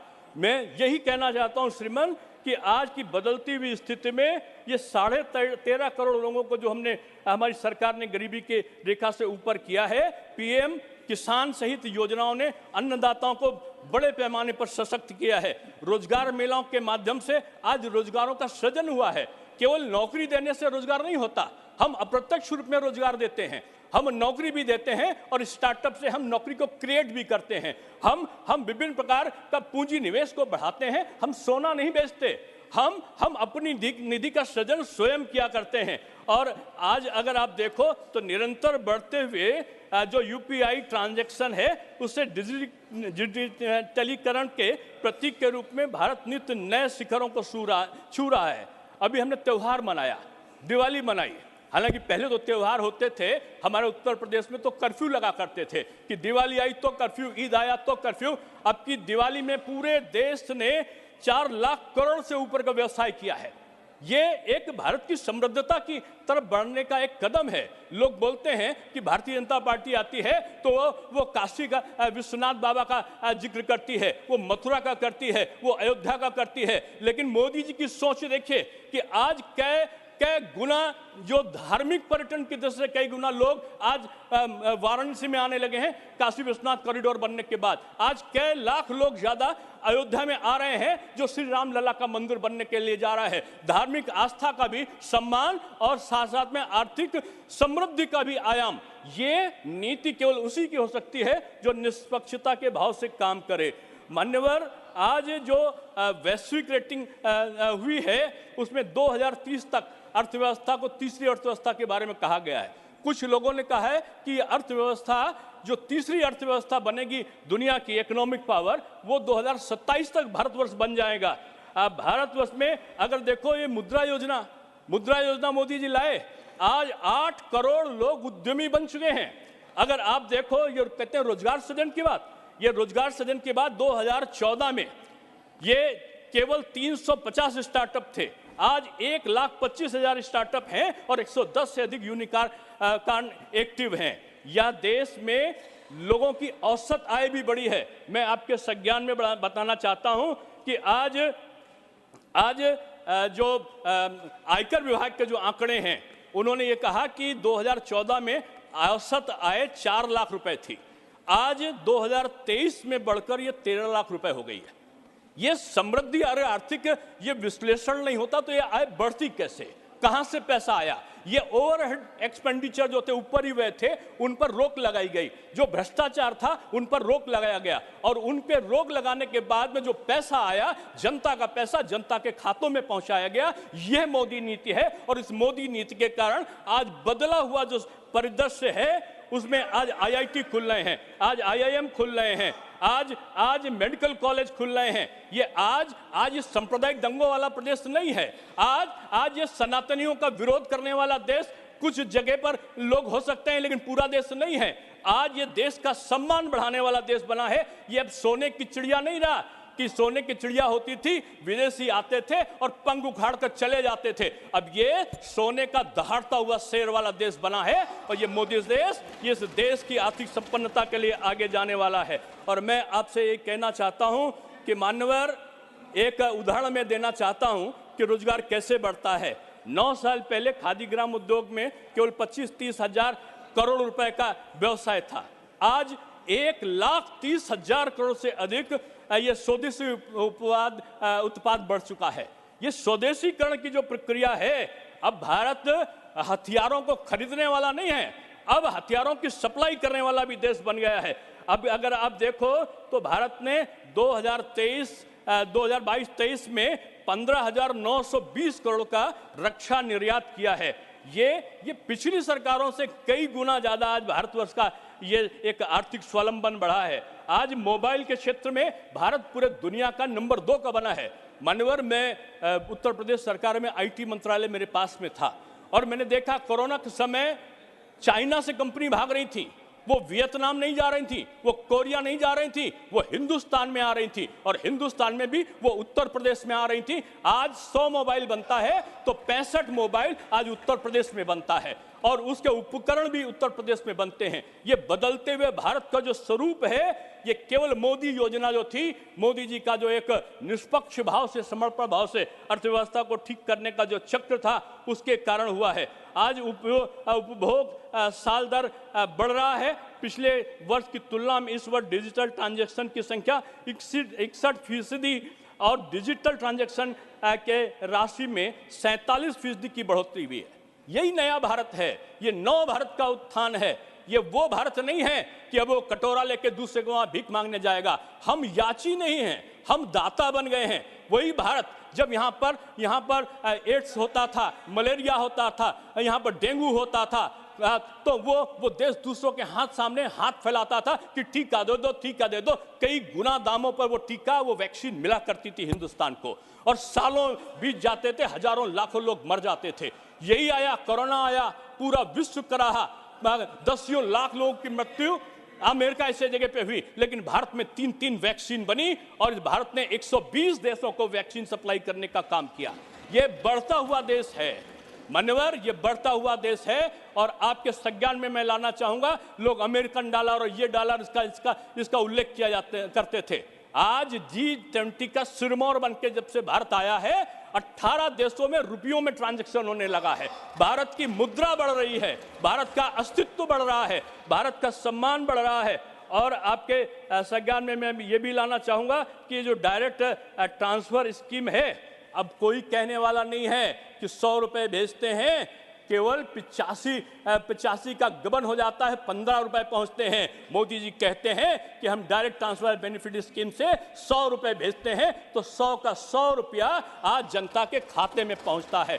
ये बदलता हुआ भारत है। और इस बदलते हुए भारत में मैं कह सकता हूं कि इनकम टैक्स रिटर्न का भी एक डाटा आया है, और उस डाटा में ये पता चलता है कि विभिन्न आय वर्गों में टैक्स बेस बढ़ा है।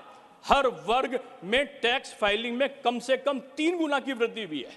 ये पारदर्शिता है मान्यवर, ये ईमानदारी है मान्यवर, ये स्वच्छता के साथ में काम करने की प्रवृत्ति का नाम है कि आज लोग स्वेच्छा से करों को देने के लिए आगे आए हैं। मान्यवर, मैं एक अनुरोध करूंगा कि आज पहली बार आपके इस विद्वत समूह में बोलने का सुअवसर आपने मुझे प्रदान किया है, और ये मेरा एक बेनिफिट का एक अपेक्षा है कि मुझे कुछ समय आप दें। पहली बार मैं बोल रहा हूं, तो इसलिए मैं अपेक्षा ये करूंगा कि थोड़ी समय आप मुझे देंगे। मेरा हाथ तो बंधे हाथ है, जो टाइम अलॉट किया हुआ है उसी के हिसाब से। नहीं, पहली बार मैं बोल रहा हूं, इसलिए बेनिफिट मुझे आपको 15 मिनट दे चुके हैं, और 1 मिनट आप बोल दीजिए, और 1 मिनट बोलिए। मान्यवर, मैं आज ये कह सकता हूं प्लीज कि आज जो है पूरा भारतवर्ष जिस तरीके से तेजी से विकसित हुआ है, इस भारतवर्ष में आज जो लोगों की भावना बढ़ी है, उन्होंने भारत को कहा है भारत के बारे में कि ये वर्ष भारत का नहीं है, ये सदी भारत की होने वाली है। ये सदी भारत की है। अर्थव्यवस्था के मामले में ये सुदृढ़ होगा, आत्मनिर्भर होगा, विश्व का नेतृत्व करने वाला होगा। आखिर में मैं सम्मानित विपक्ष से कहूंगा, मैंने बड़े सपने सजोकर मैं आया था मान्यवर कि विद्वतजनों के समूह में बोलने का अवसर मैं पाऊंगा। विद्वतजन हैं भी, लेकिन मैंने देखा है कि जैसे फुटबॉल का मैच होता है तो आप देखते हैं कि रेफरी भी दौड़ता है और फुटबॉल के खिलाड़ी भी दौड़ते हैं, लेकिन दोनों के उसमें अंतर आता है। खिलाड़ी दौड़ता है गोल करने के लिए और रेफरी दौड़ता है वो गलती निकालने के लिए। मैंने देखा कि विपक्ष की भूमिका रेफरी की भूमिका बनी है, लेकिन रेफरी भी नकारात्मक भूमिका में अगर आ जाए तो निश्चित रूप में गलत तथ्यों का प्रस्तुतीकरण से ये सरकार का एक सकारात्मक दृष्टि है। मैं तो आह्वान करूंगा कि विपक्ष आगे बढ़कर आए और मोदी जी के सुशासन का एक सहभागी बने। ये आर्थिक रूप में सुदृढ़ इस भारत राष्ट्र की संप्रभुता जो पूरे विश्व का सिरमौर बनने की तरफ अग्रसरित है, उसमें उसकी सहभागिता सुनिश्चित हो। इन्हीं शब्दों के साथ मैं अपनी वाणी को विराम देता हूँ। बहुत धन्यवाद, बहुत ही जोशीला भाषण था आपका, धन्यवाद। Now Shrimati JB Mathur Hisham.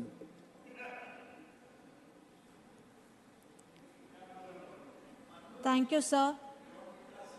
I thank Congress Party, Congress President Mallikarjun Kharge ji, CPP Chairperson Sonia Gandhi ji, Rahul Gandhi ji, and CPP leadership for giving me this opportunity to make my maiden speech here in this august house, especially on the important topic of the state of economy of our nation. Today, we are at the very end of the second term of BJP government. Sir, we have had nearly 10 years of BJP and Modi ji's rule. And our Honorable Prime Minister loves to compare Congress Party's 60 years of governance with his 10 years. Sir, in 60 years of Congress rule, led by Nehruji to Manmohan Singh ji, our nation grew from the depth of a resource-starved economy which the British left us with at the time of independence to, in 2014, to become one of the 10th largest economies of the world and having built the foundation and springboard to grow further. With this strong foundation laid by Congress Party, our nation's economy has grown naturally since independence and after 2014 also. However, the phase of growth which is claimed by BJP government is also under clouds of suspicion as several indicators such as poverty, unemployment, health on the ground points to the contrary. More importantly, sir, at what cost has this growth claimed by BJP government been since BJP came to power?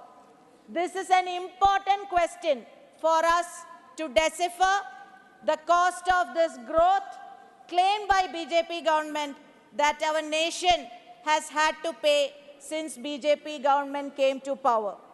Sir, let me put forth few important points in this regard.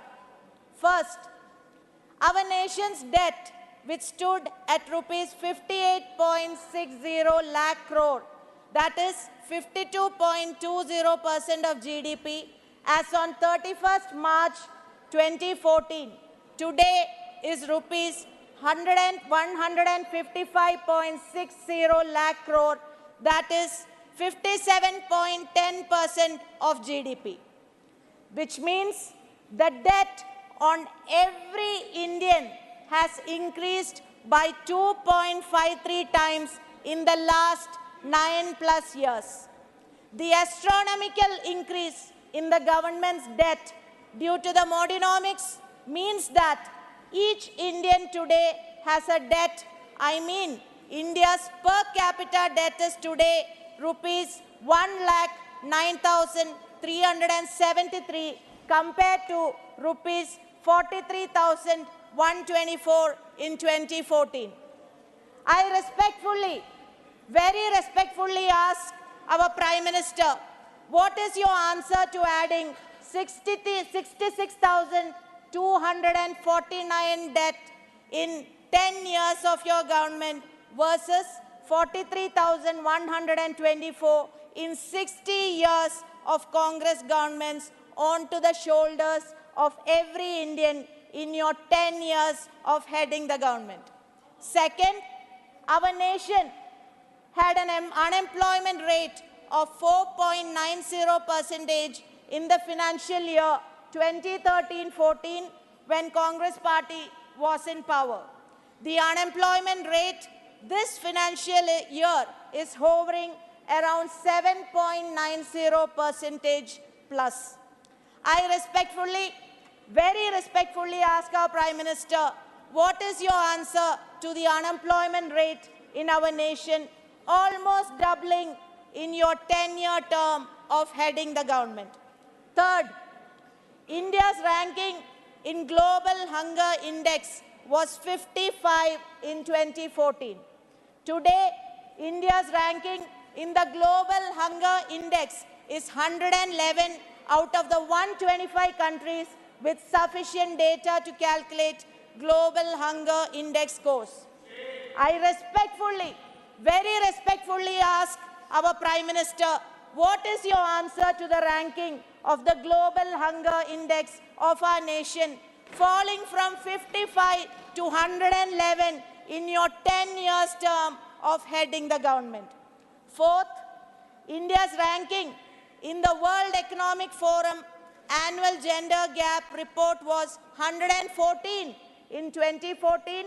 Today, India's ranking in the World Economic Forum Annual Gender Gap Report is 127.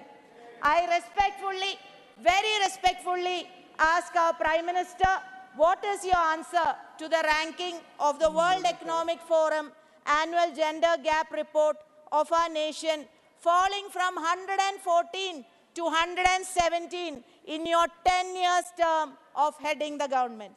Fifth, as per the World Inequality Report 2022, the average household wealth in India today is around 9,83,010. The bottom 50% of the nation can be seen to own almost nothing, with an average wealth of rupees 66,280 per household, or 6% of the total wealth of the nation. The middle class is relatively poor, with an average wealth of 7,23,930 per household, or 29.50% of the total wealth of the nation. The top 10% household owns 65% of the nation wealth, averaging to 63,54,070 per household. And the top 1% household owns 33% of the nation's wealth, averaging rupees 3,24,49,360. I very respectfully ask our Prime Minister, what is your answer to the status of our nation as one of the most unequal countries in the world, with rising poverty and an affluent elite in your 10 years term of heading the government? 6, reducing fuel prices was very dear to our Prime Minister during the 2014 election campaign. Obviously, fuel prices hit at the root of an economy, and more so Indian economy. However, from 2014 to 2023, petrol price increased from rupees 72.26 per litre to 100 plus per litre, and diesel price from rupees 55.49 per litre to rupees 90 plus per litre between 2014 and 2023. Similar is the case with kerosene and LPG too. This, despite petroleum crude prices being exorbitantly high during 2014 versus the subsidized petroleum crude which we are getting from Russia since the Ukraine war. I very respectfully ask our Prime Minister, what is your answer to the huge increase in the prices of petrol, diesel, kerosene and LPG in your 10 years term of heading the government? Most importantly, sir, this is the most important. Indian rupees exchange rate with US dollar on 31st March 2014 was rupees 59.90. Rupees exchange rate is by self-admission a matter very close to our Prime Minister's heart. Yesterday, Indian rupees exchange rate with US dollar fell to rupees 83.41, the lowest ever in the history of our country. The lowest ever in the history of our country. I respectfully ask our Prime Minister, what is your answer to the Indian rupee depreciating to its lowest ever rate in your 10-year term of heading the government? 8, in 60 years, Congress government built world-class infrastructure from effectively nothing in 1947. Today, the government, under the national monetization pipeline, is selling these national assets valued at an estimated rupees 6 lakh crore in public sector, one by one, to private sector, enriching the favorite friends of BJP. I very respectfully ask the Prime Minister, what is your answer to your government handing over national assets to your favorite friends in your 10 years term of heading the government? I quote our first Prime Minister, Pandit Jawaharlal Nehru ji, who our present government attacks for all issues they cannot find solutions for, and for mistakes they cannot defend. Pandit Jawaharlal Nehru ji said, facts are facts and will not disappear on account of your likes. I can go on and on and on about various factors and statistics connected to the dismal state of economy, from inflation to price rise to Manrega state to Skill India to Beti Bachao to Beti Padhao and so on and so forth. Of course, then my senior colleagues from the treasury benches will ask few pointed questions.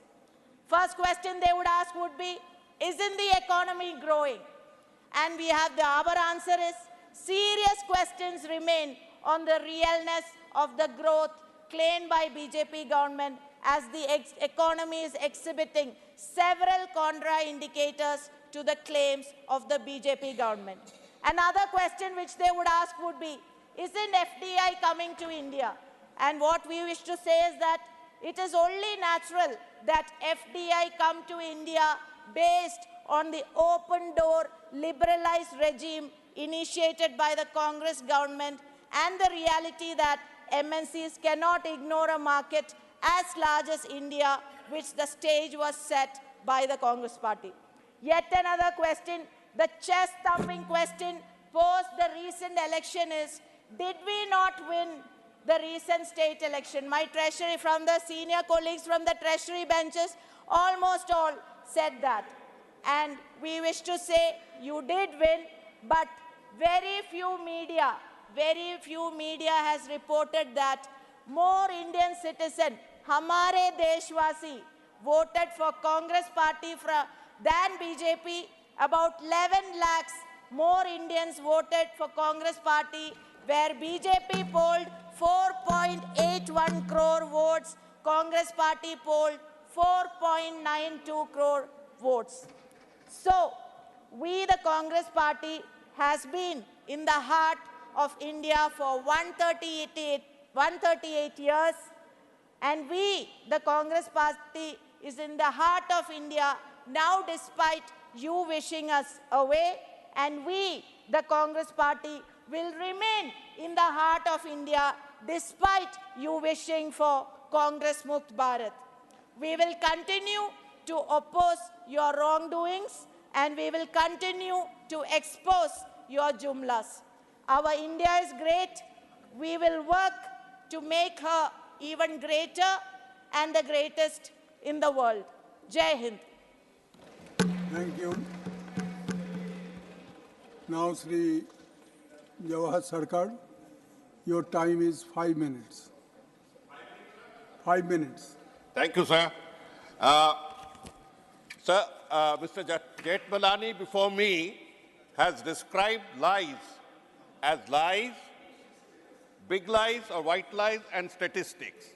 There is a fourth category of lie that I would like to bring to your attention. Mr. Sarkar, 1 second. Sir? Lie is not allowed in Parliament. Modified, sir. But to the extent that I would like my friends in the House on both sides to be aware of the realities. They keep talking about GDP growth. I'll not contest it because it's too complicated for many to understand. But what does GDP growth mean where I am concerned and you are concerned? And that is per capita GDP, per person GDP. The GDP of Ambani and the GDP of Adani does not matter to me. On per capita GDP, we just had the G20 meeting, and there we made a calculation that the US has $63,000 by way of their per capita GDP. Australia has $61,000. Indonesia has $4,000 plus per person. And India is the lowest, I repeat, the lowest among the group that has just $2,085 per GDP. So look at realism. Don't go in for bravado and bragging. When you talk of GDP, you must remember that you are taking the wealth of the upper 5% to inflate your figures. I'm just giving an example of how the upper crust has increased its wealth. The Ambani wealth was 1.6 lakh crores in 2014. I repeat, 1.6 lakh crores in 2014. It is 8.6 lakh crores today, 5 times more. please show me an Indian who has grown his income in the last 9 years by 5 times before you make further statements. Adani's went up from 1.2 lakh crore. This is more phenomenal, but I'll not get into the details. 1.2 lakh crores, they have gone up to 6 lakh crores plus, which is again another 5 times growth. No Indian has ever gone through this growth during the last 9 years. So do not take credit for enriching the oligarchs. Do not take credit for enriching and fattening the capitalist class and then say, we grew as a whole. Now look at your reality. World Bank's unemployment figure. I'm quoting for the World Bank because most Indians and foreigners have given up on Indian statistics. It is so punctuated with untruths. Now, the World Bank's 2022 unemployment rate shows that India is 23.2%, 23% unemployment. Compare it with Pakistan, a failed state. Pakistan is 11%, less than half. Compare it with Bangladesh. Once upon a time, a basket case. Bangladesh is 12.9, 13%, and we are 23%. Sharam se doobna chahiye sabko. Bhutan is 14.9%. So where are the realities that you are drumming about GDP and becoming the 4th biggest and 3rd biggest in the world? Come to reality. The annual survey of industries is pointing out that we are steadily moving towards contractual labor. We are turning a rightful, respectful wage earner into a product that is at the mercy of the employer insofar as labor, timing, and everything is concerned. I come to the labor participation ratio. The labor participation ratio, the labor minister was here but doesn't seem to be too unduly interested. The LFPR, the labor force participation ratio in India, is one of the worst in the world. I repeat, at the cost of perjury, one of the worst in the world. It was 42 to 45% was the rate of unemployment participation of labor. That means the vast majority were outside the network of labor. Mercifully, it has gone up to 50% now. 50%, but look at the other countries. Nepal, 83%. Nepal is able to provide labor force participation of 83%. Again, Bangladesh, twice more. China, 60%. So what are we talking about? I am talking, this one is of course relates to the female labor participation ratio, where I repeat the figures. India is only 20.5%, Nepal 83%, Bangladesh 30+%, China 60%, and even Sri Lanka, that was on the verge of collapse, they have a female labor participation ratio of 1.5 times ours. When it comes to male and female combined, we have been between 42 and 45% through the entire regime of the last 9 years. I repeat, 42 to 45%, one of the lowest in the world. It has just gone up to 50%, just gone up. We look at gender gap. Jebi already mentioned about the gender gap. I repeat, compare the gender gap of India at 28% with double that in Bangladesh. She also mentioned about the rising debt. I repeat, debt is increasing at a phenomenal rate, and we are binding future generations, your grandsons, your sons, my sons and my grandsons, to a debt that we are not entitled to. Thank you. Thank you, Mr. Sarkar. To GDP ratio. Debt, sir, one moment. It's a debt to GDP ratio has come to almost 90%. Sir, just one last word on defaulters, on banks, just one word. We were coming around to the banks, defaults of the banks, and there, yesterday's figure, that's why I'm giving it to the House, is 14.5 lakh crores have been written off. Dr. Karad is sitting there. He insists that writing off means nothing, but I insist that writing off is actually the legitimization of the destruction of your funds and my funds kept in the bank. The corporate sector, Sorry, sir, I I repeat will before the just to House, call and the I can next give the speaker. calculation, thanks to the cooperation, thanks to the transparent reply given by Dr. Karad and others, the corporate sector alone has liquidated 10 lakh crores in 9 years.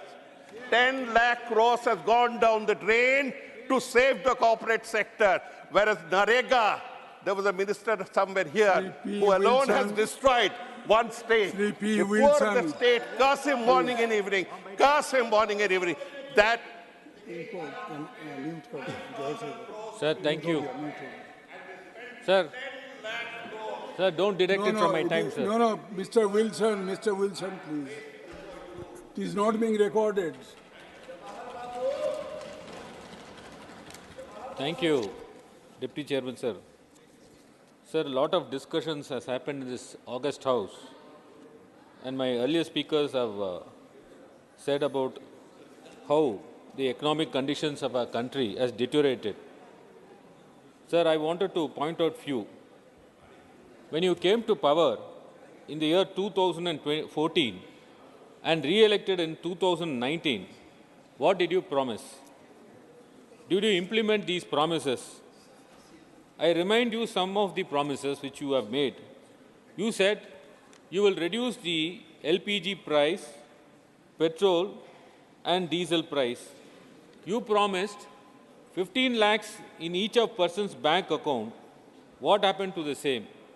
You promised that you will link 60 rivers at the cost of 5.5 lakh crores. What happened to it?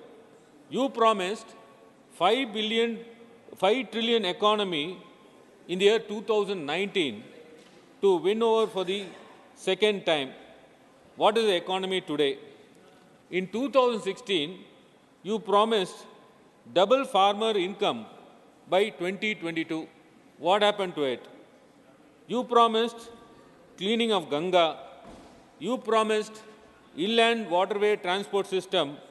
You promised 2 crore jobs, controlling price. These all been reduced to mere words. Sir, today more than 10 lakh vacancies have been registered on the National Carrier Service portal. What steps have you taken to fill these vacancies?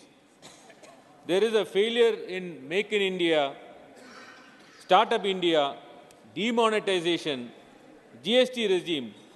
These policies have weakened the institutions and the economy, and these are the shining examples as to how today's economy is. Sir, Tamil Nadu is the 10th largest state in India, is the second wealthiest state by GDP, and is the second largest contributor to India's GDP.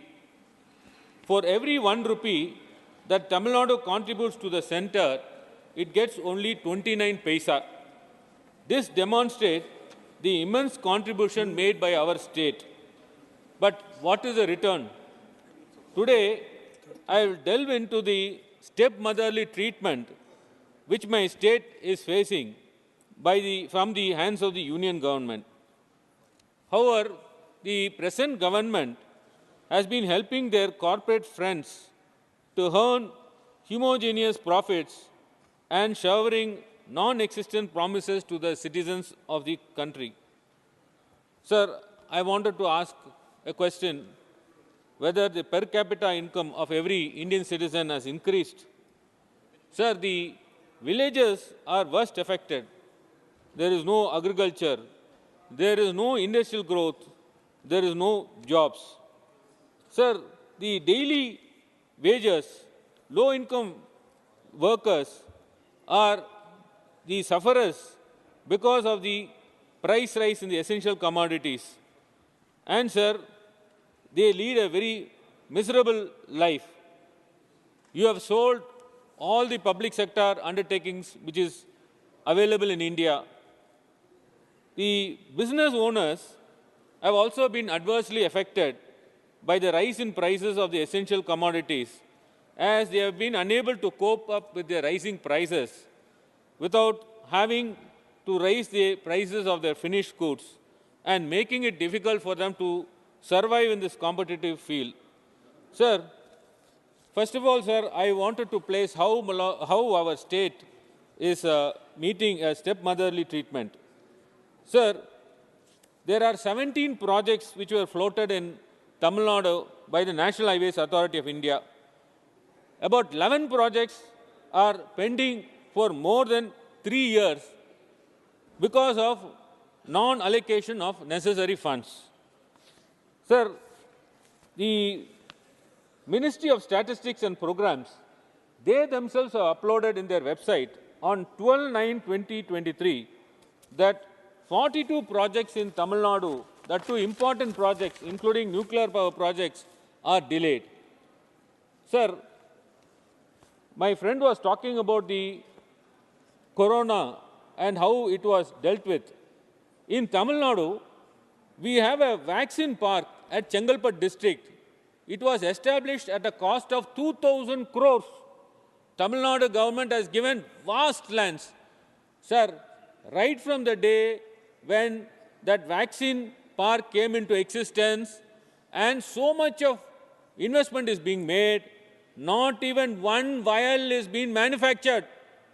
Because of, sir, they wanted to promote some persons, private players in India, and they have kept these industries closed for many years. In spite of the Tamil Nadu government, our Chief Minister saying, please hand over this park to us.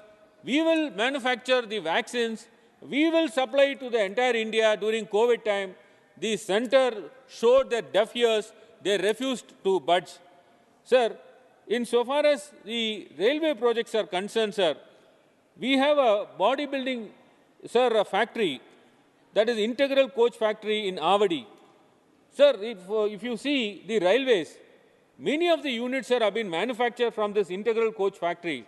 But today, sir, saddest state is they are going to the foreign country and purchasing these coaches, leaving behind the factory which is already available in Tamil Nadu.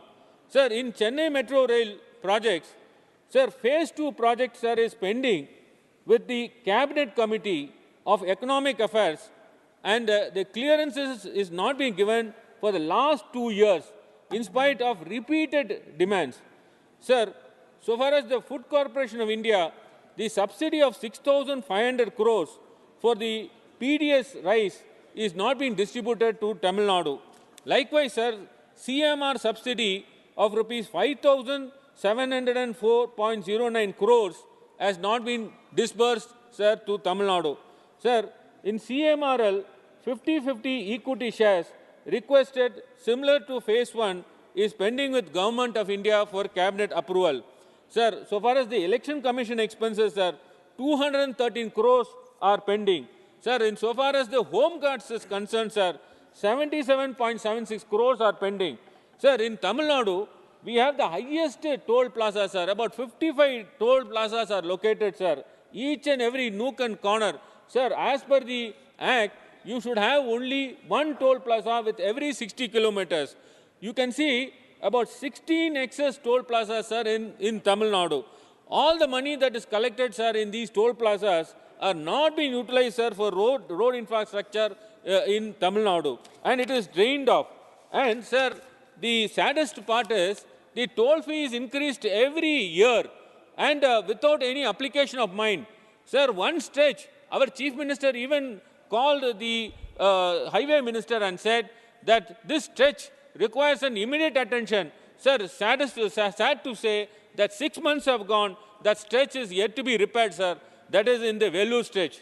Sir, so far as the sugarcane growers is concerned, sir, they are selling their yields, sir, to the mill owners, and no price has been paid to them, sir, for last 5 years. And, sir, these mill owners, sir, they are getting protection from the NCLAT, and that is how they are denying the payments. Sir, so far as the spinning mills are concerned, sir, they are suffering heavy losses because of the increase in the price of the raw materials, high inflation, and slowdown in the global economy. Sir, in fact, our Chief Minister has written a letter requesting Union government to provide financial support for MSME in textiles sector, restructure the existing loans under emergency credit line guarantee schemes and disbursement of fresh loans under ECLGS by reducing regular interest to offset losses. Sir, in fact, we faced a cyclone recently, and 4 days we had a heavy rainfall. And even today, sir, we are receiving heavy rainfall. Sir, in fact, our Chief Minister, sir, has demanded a sum of rupees 5,000 crores as an interim financial assistance. I only request, sir, my good friends, to see that the said financial assistance is sanctioned and disbursed immediately, sir. Sir, one thing I have to bring to your attention, sir. Sir, you are also a learned member of our fraternity. Sir, they brought this Insolvency and Bankruptcy Code 2016. Sir, this law is legislated for industrial friends who wants to acquire industry, sir. Sir, under the garb of legal procedure, sir, they are liquidating many industries. Sir, the principles such as waterfall mechanism, clean slate theory, haircut, written off, wipe off the debts, these are all, sir, are the nomenclature, or, sir, they use it a term in order to wipe away the industries for a song.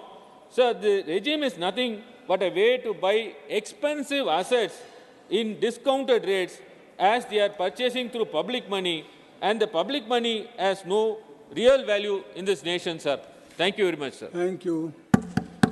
Now, Sri Vijaypal Singh ji. Vijaypal Singh Tomar ji. धन्यवाद सभापति महोदय। मैं सबसे पहले अपने यशस्वी प्रधानमंत्री आपका समय 5 मिनट अलॉट किया गया है। 5 मिनट अलॉट किया गया है आपका समय। 5 मिनट? हाँ। तो मेरे हाथ पे नहीं है।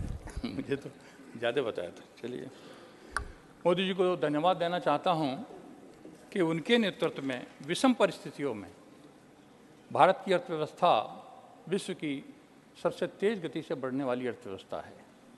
अपनी जीडीपी 7.6 है, जबकि चाइना की भी 4.9 रही है।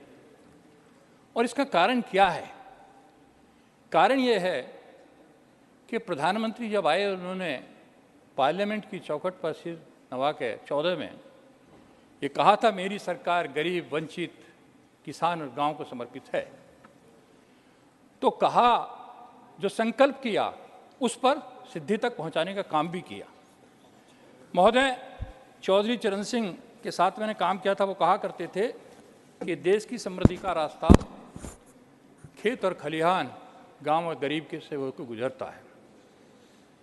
जब विश्व का सबसे आर्थिक रूप से संपन्न राष्ट्र था, तब देश के 80% लोग खेती में जुड़े हुए थे, गांव में रहते थे 82% लोग। आज मैं पूछना चाहता हूँ 50 साल तक राज करने वालों से कि वो घट के गांव में रहने वालों की संख्या 62% थी और खेत में काम करने वालों की 55% क्यों रही? क्योंकि उनको गांव में शिक्षा, सुरक्षा, स्वास्थ्य और सभी सहूलियतें नहीं उपलब्ध हुई।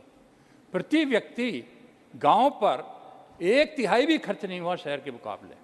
इसलिए किसान की हालत मजदूर से नीचे चली गई और हालत ये हुई कि किसान खेती छोड़ने लगे। महोदय, मैं ये बताना चाहता हूँ, प्रधानमंत्री जी की प्राथमिकता पर रहा कि हम किसान को, महिलाओं को, गांव को, गरीब को चिंता करेंगे। इसलिए उन्होंने कहा हर किसी के पास मकान हो, मकान में शौचालय हो और उस मकान में गैस का कनेक्शन हो और बिजली का कनेक्शन हो, और रहने वाला गरीब, उसका बच्चा बीमार है, मर ना जाए, उस बीमारी के लिए आयुष्मान भारत योजना का कार्ड हो। तो आज माननीय प्रधानमंत्री जी के कारण करीब 4 करोड़ प्रधानमंत्री आवास आए, जिसमें 68.9% महिलाओं के नाम है। इसी तरह से वहाँ 9 करोड़ से अधिक उज्ज्वला गैस के कनेक्शन मिले, 11.5 करोड़ शौचालय बने। मुझे मालूम है, कहा करते थे, शाम का टाइम होता था चौधरी साहब हर भाषण में कहते थे कि जब गाड़ी जाती है महिलाएं खड़ी हो जाती सड़कों पर। क्यों? इसलिए कि रोशनी पड़ती है, उससे बचने के लिए। उससे इसकी किसी ने सोचा नहीं था, इस कार्य को करने का काम किया। और करीब 12 करोड़ को, 60 करोड़ की जनता को कवर करते हैं, 12 करोड़ को आयुष्मान भारत के कार्ड देने का काम किया गया। महिलाओं को जहां मुद्रा बैंक से ऋण मिला है वो भी करीब 58% से ऊपर महिलाओं को दिया गया है। महोदय, मैं बताना चाहता हूं कि प्रधानमंत्री जी की पहले एक प्रधानमंत्री, भूतपूर्व प्रधानमंत्री रहे थे कांग्रेस के, उन्होंने कहा था हम तो 100 रुपये भेजते हैं नीचे